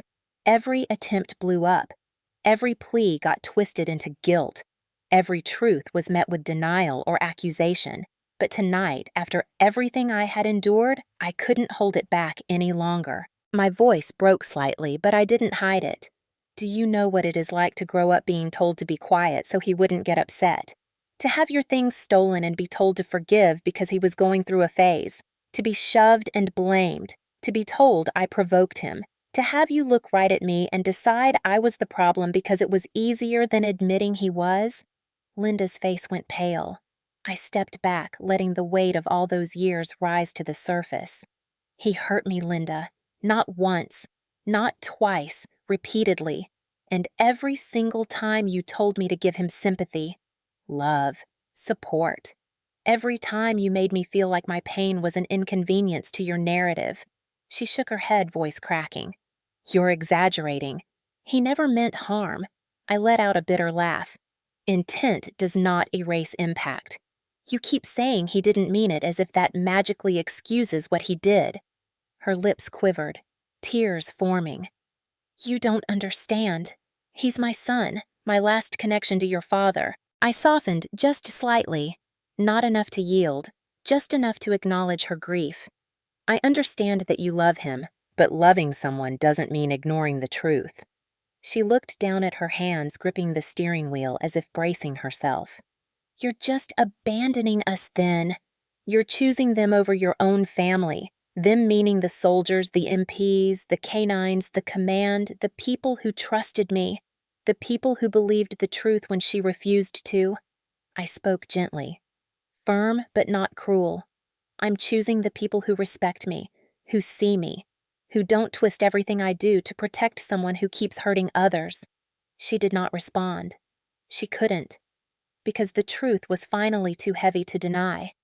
We stood in silence under the dim parking lot lights. The wind rustled through the trees, and for the first time, I didn't feel obligated to fill the silence with apology or explanation.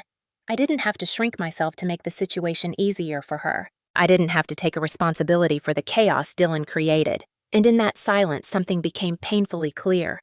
My entire life, I had believed families were meant to hold you up, to love you, to defend you. But the Army taught me something different. Respect, loyalty, and support are choices, not guarantees. And in that moment, the realization settled into my bones with absolute clarity. Family is not where you come from. Family is where you are valued. Linda whispered one last plea. Nora, please don't turn your back on your family. I looked at her with a calm finality I had never felt before. I'm not turning my back. I'm walking away from people who never stood beside me. And with that, I stepped past her into the night. The air felt lighter than it had in years, because I finally understood something I should have learned long ago. Blood means nothing without respect. And for the first time in my life, I chose myself. The sentencing hearing took place in late June, almost 2 months after the night 12 K9s cornered me at 2 a.m. By then, the investigation was airtight. The evidence was overwhelming. The prosecutors barely needed to speak. Dylan had built his own cage with every stolen part, every message, every unauthorized login, every picture pinned on that corkboard. I sat in the gallery wearing my dress blues spine, straight hands folded, face calm. Ranger rested beside my chair as part of the MP unit assigned to courtroom security. His presence grounded me more than anything else in the room. Dylan shuffled in wearing his issued jumpsuit and shackles. He didn't look at me, not once. He looked smaller than ever, not physically, spiritually, like a man who had finally realized the world would no longer bend around his excuses. The judge read the charges one by one. Unauthorized entry into a restricted military installation, possession of controlled federal devices, intent to compromise a commissioned intelligence officer, unlawful transfer of sensitive data, endangerment of personnel, attempted obstruction of federal investigation. The words felt cold, heavy, final. Linda cried softly behind me, her sobs breaking rhythmically against the sound of the judge's voice. When the sentence dropped, the entire courtroom seemed to inhale at once. 15 years in federal custody without parole, additional probation restrictions, mandatory restitution for stolen equipment, permanent ban from military facilities nationwide. For a long moment, everything stood still. No one moved, no one whispered, no one breathed. Dylan didn't shout, didn't argue, didn't beg. His head lowered, shoulders wilted. Something in him gave up. All that arrogance, that cruelty, that sense of entitlement, it drained out of him like water through cracked concrete. The bailiffs escorted him away, and he didn't look back. Not at his mother. Not at me. Not at the life he had destroyed with his own hands. And just like that, it was over. A chapter 29 years in the making, closed without ceremony or forgiveness. After the courtroom cleared, Mercer approached me with a quiet nod. "It's done, Captain." I nodded back. "Yes, it is." Ruiz approached next, offering a rare small smile. "You did good, ma'am. Better than most. You held your ground." I thanked him, though my voice wavered slightly. Not from sadness.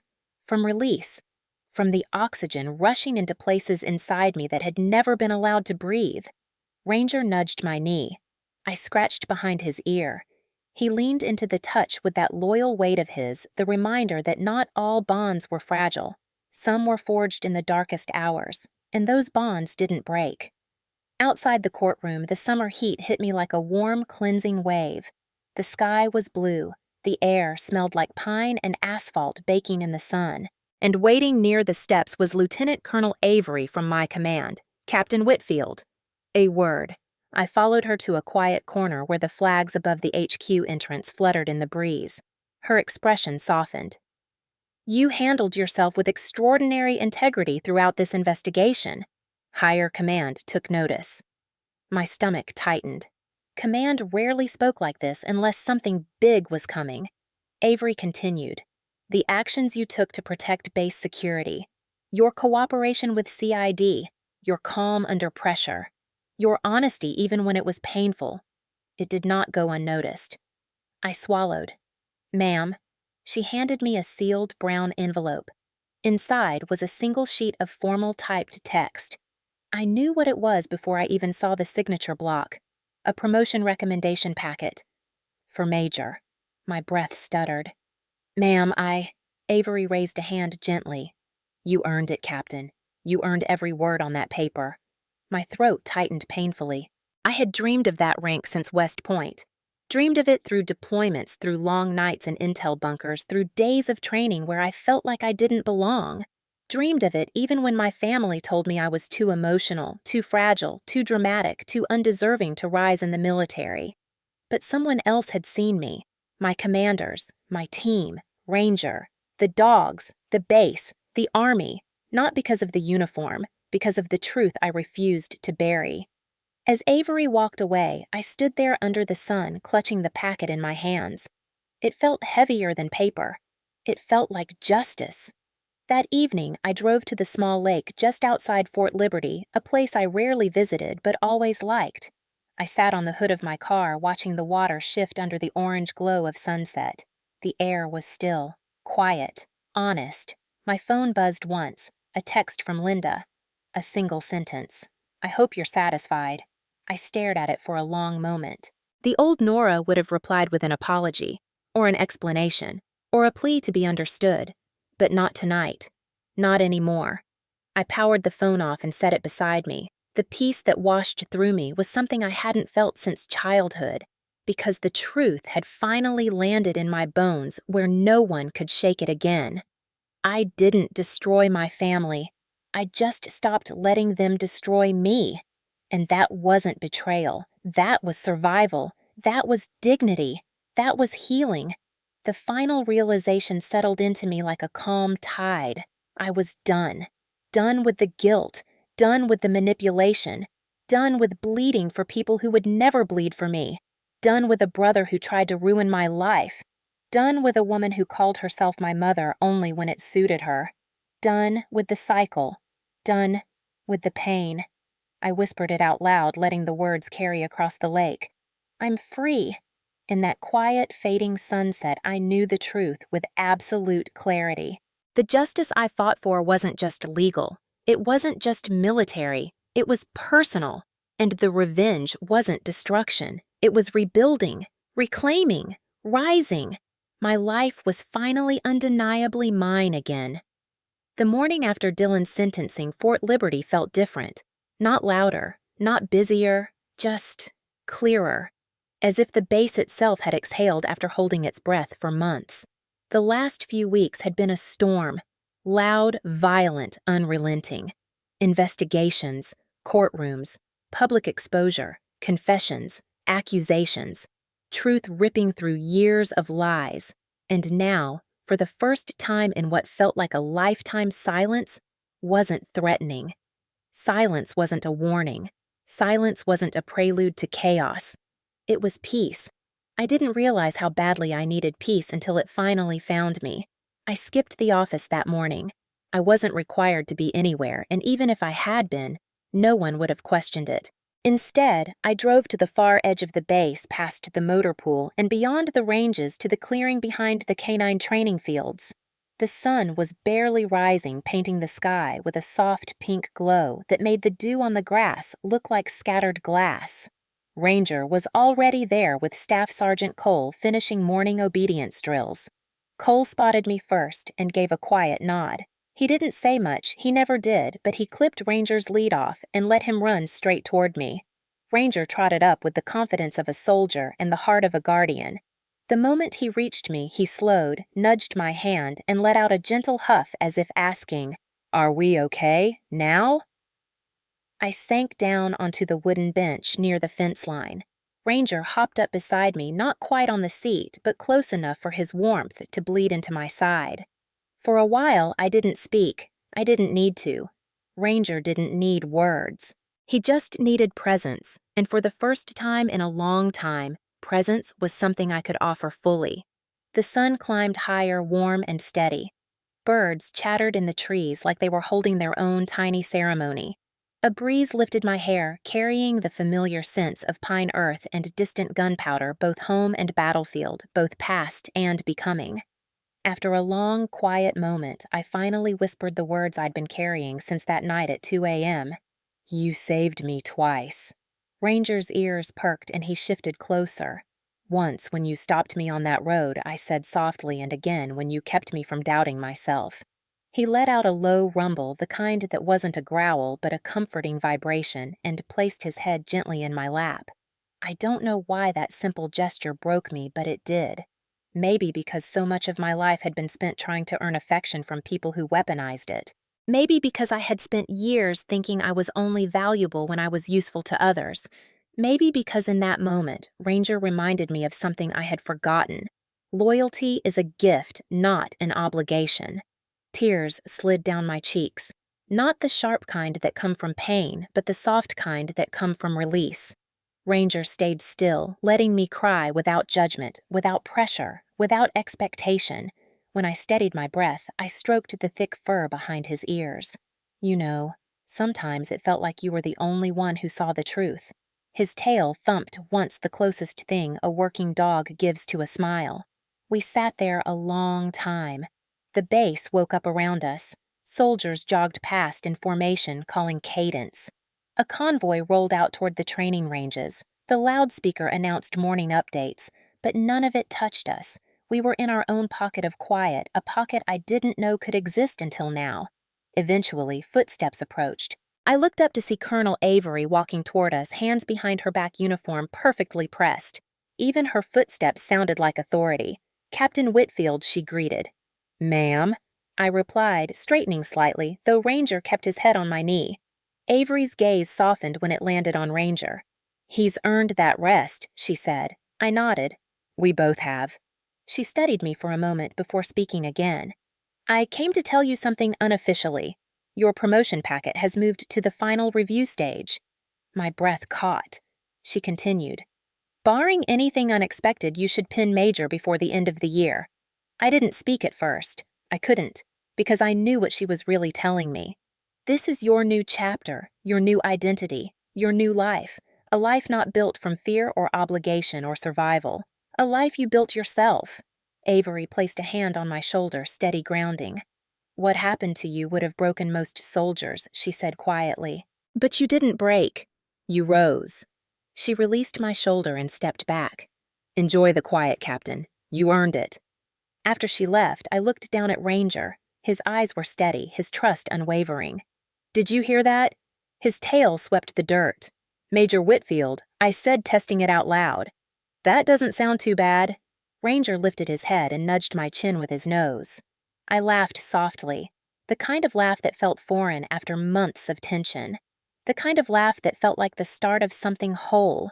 I leaned back against the bench, letting the sunlight warm my face, and for the first time in years, the future didn't scare me. It didn't feel heavy or uncertain or dangerous. It felt open, wide open. I gently scratched Ranger's chest the way he liked. "You know," I whispered, "I think I finally understand." Ranger tilted his head. "Family isn't the people who demand loyalty." My voice softened. "It's the ones who give it." Ranger exhaled slowly, then rested his head back on my lap, heavy, warm, safe. And right there in that quiet field with the sun on my face and the strongest guardian I had ever known, breathing steady beside me, my self-respect finally returned. Not because someone validated me, not because justice was served, not because I won, but because I finally stopped fighting for the wrong people and started honoring myself. The storm had passed, the air was clean, and I was whole again. The sun kept climbing as Ranger and I stayed in that quiet pocket of the base, the world moving around us but not through us. There are moments in a soldier's life when everything feels suspended, when time doesn't rush or pull or demand anything. It just holds still long enough for truth to settle. This was one of those moments. But even in peace, something tugged softly at me, a reminder that my story, as personal as it felt, wasn't just mine. Because when I finally walked back toward the parking lot, soldiers I didn't even know nodded at me with that quiet recognition only shared by people who've carried their own storms. A young private paused mid-stride and whispered almost timidly, "Ma'am." My brother did the same thing to me. Not the base stuff. The betrayal. She swallowed. "Your story made me feel less crazy." Another soldier, older, maybe late 50s, an army mechanic with grease still staining his hands, approached me near the motor pool fence. "Captain Whitfield." "I ain't a man who talks feelings," he said, eyes fixed on the ground. "But my dad, he made me believe every failure in my life was my fault." He inhaled deeply as if unclogging something tight in his chest. "Watching you stand up there, hearing your name called, it helped me." These small encounters added weight to the realization I had been circling for weeks. The people who are supposed to love you the most can be the ones who carve the deepest wounds. And there are more of us than anyone admits. When I reached my car, I paused with my hand on the door handle. This story, my story, wasn't just about Dylan or CID or K9s or federal courts. It was about something older, something quieter, something painfully universal. The moment you finally decide to break free from people who were supposed to protect you. Betrayal by blood isn't a military story. It's a human story, and the people who hear it aren't just watching, they're remembering. I could feel that truth sink into me with a kind of gravity. It's why a part of me needed to ask the questions no one asks out loud, but everyone carries somewhere behind their ribs. So if you're listening to this right now, if you're watching my story unfold like it's yours, if your breath caught at the moments mine nearly broke, then this part is for you, for the one who kept quiet to keep the peace, for the one who carried the blame because it was easier than fighting, for the one who was told to forgive while the person hurting them never changed, for the one who swallowed their own truth until it tasted like iron. My voice tightened just a little as I whispered it into the quiet air. If you've ever been betrayed by family, tell me where you're watching from. Not because I want engagement, not because I want numbers, but because I know how isolating it feels to think you're the only one, and you're not even close. Ranger brushed his head against my thigh as I opened the car door, as if sensing the heaviness of my memories. Betrayal rarely shouts, it whispers. It hides under phrases like he didn't mean it, or she's just stressed, or family is everything. But family is not everything. Respect is. Safety is. Truth is. And when the people tied to you by blood threaten those things, you are allowed to walk away, even if they call it betrayal, even if they call you ungrateful, even if they say you're overreacting, even if they choose the abuser over you, especially then. Because sometimes the bravest thing you will ever do is leave the people who never protected you. I closed the car door slowly, letting that final thought settle in the air around me. Before turning the engine on, I looked down at Ranger in the passenger seat, sitting tall, chest out, eyes alert, like he was ready to charge into another battle beside me. Who deserves justice in your life right now? I asked quietly the way I would ask an audience through a screen.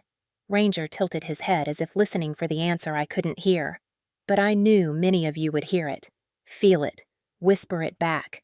Maybe it's a parent, maybe a sibling, maybe a partner, maybe a boss, maybe someone who smiled to your face and cut you behind it, maybe someone who taught you to distrust your own instincts, maybe someone who convinced you your worth depended on their approval, maybe someone who thought your silence was guaranteed.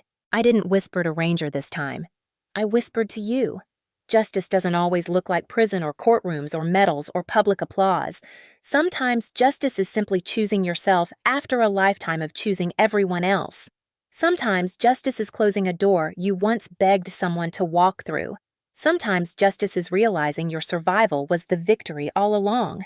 And sometimes justice, quiet, gentle, powerful justice, is finally being able to breathe. Ranger rested his head on my knee again. It grounded me in the present, in the truth, in the peace that finally felt real. The storm is over now. The noise is gone. And something new is waiting. You're not alone in this. Not in your hurt. Not in your healing. Not in your justice. If you've ever carried a story like mine, tell me where you're watching from. And tell me, who deserves justice in your life right now? I'm listening, and I'm standing with you. The drive home from Fort Liberty that evening felt different, not because the road had changed, but because I finally had enough space inside myself to feel the world again. For months, every sound had felt sharp, every movement tense, every memory heavy. But now, the air coming through the cracked window wasn't a warning. It was a promise. The base faded behind me in the rearview mirror. The lingering heat of the southern summer pressed gently against my skin. Somewhere far off, artillery training echoed like distant thunder, the familiar heartbeat of a world that had shaped me, protected me, demanded everything from me, and in return had given me a truth I had never expected.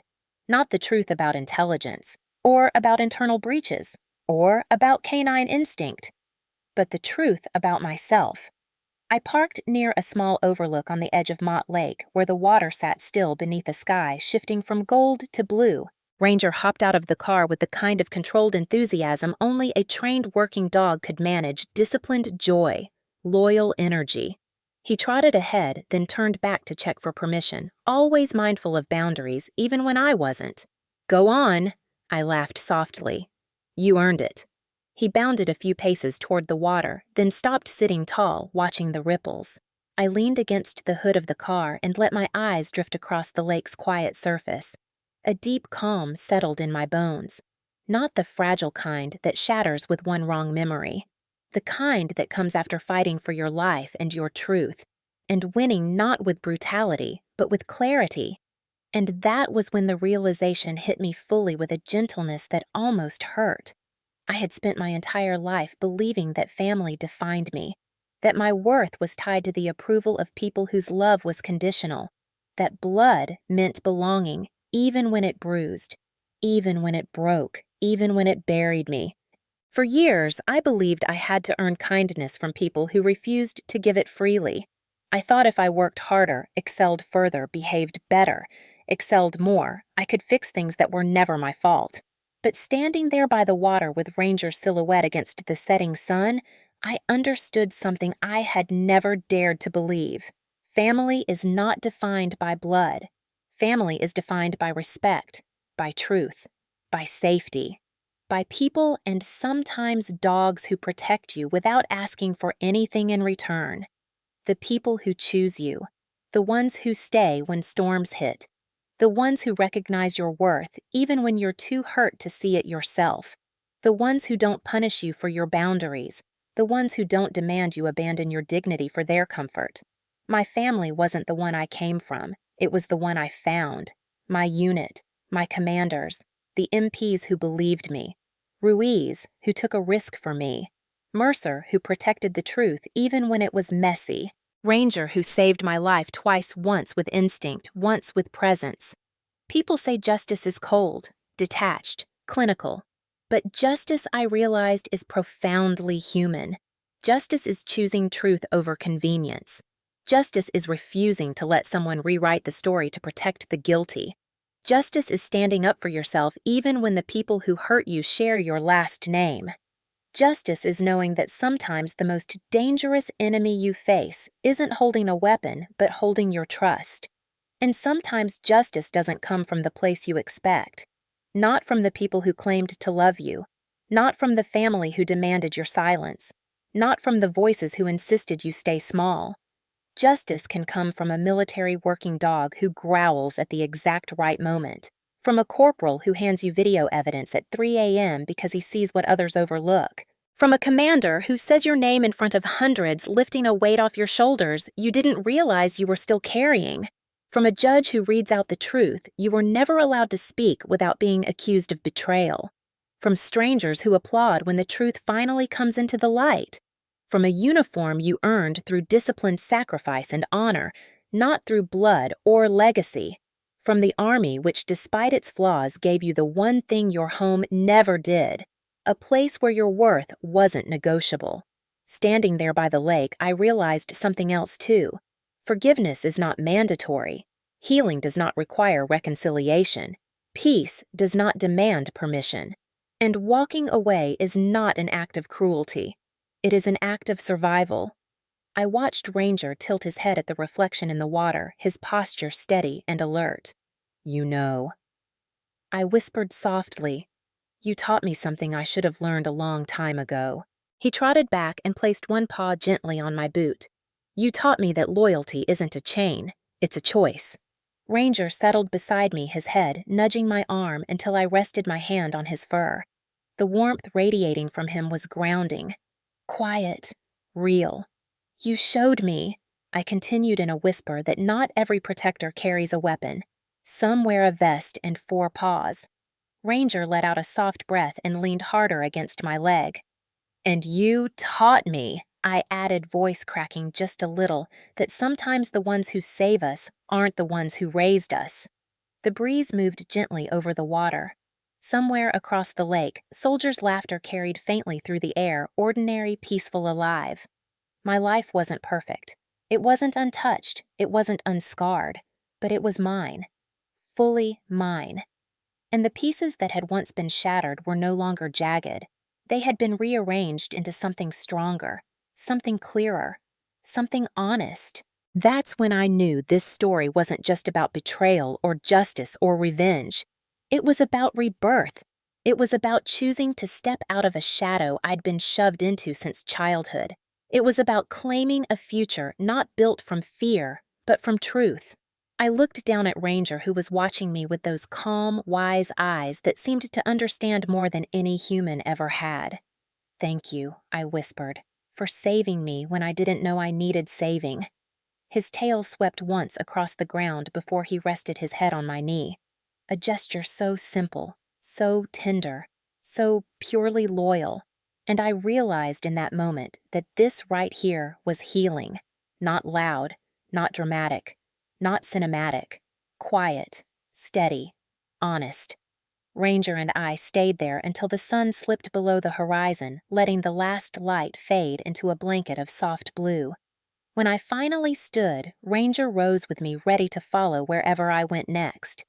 Because that's what true protectors do. They walk beside you, not behind you to push you, not ahead to drag you, beside you. As I opened the car door, I paused and looked back at the clearing one last time. My voice was barely above a whisper. Justice came. Peace followed. And family. My throat tightened, not with pain, but with pride. Family found me in the place I least expected. Ranger hopped into the passenger seat with the quiet confidence of a soldier off duty. And as the engine started, the headlights cut a soft path forward toward a future unburdened by the past. That's when it hit me. Sometimes the heroes in your life don't wear capes or medals or carry rifles. Sometimes they walk on 4 legs. And sometimes the greatest justice of all is finally learning that your value was never defined by the people who failed to see it. The road ahead glowed faintly. Ranger rested his head on my arm, and together we drove toward something new, something whole, something finally beautifully ours.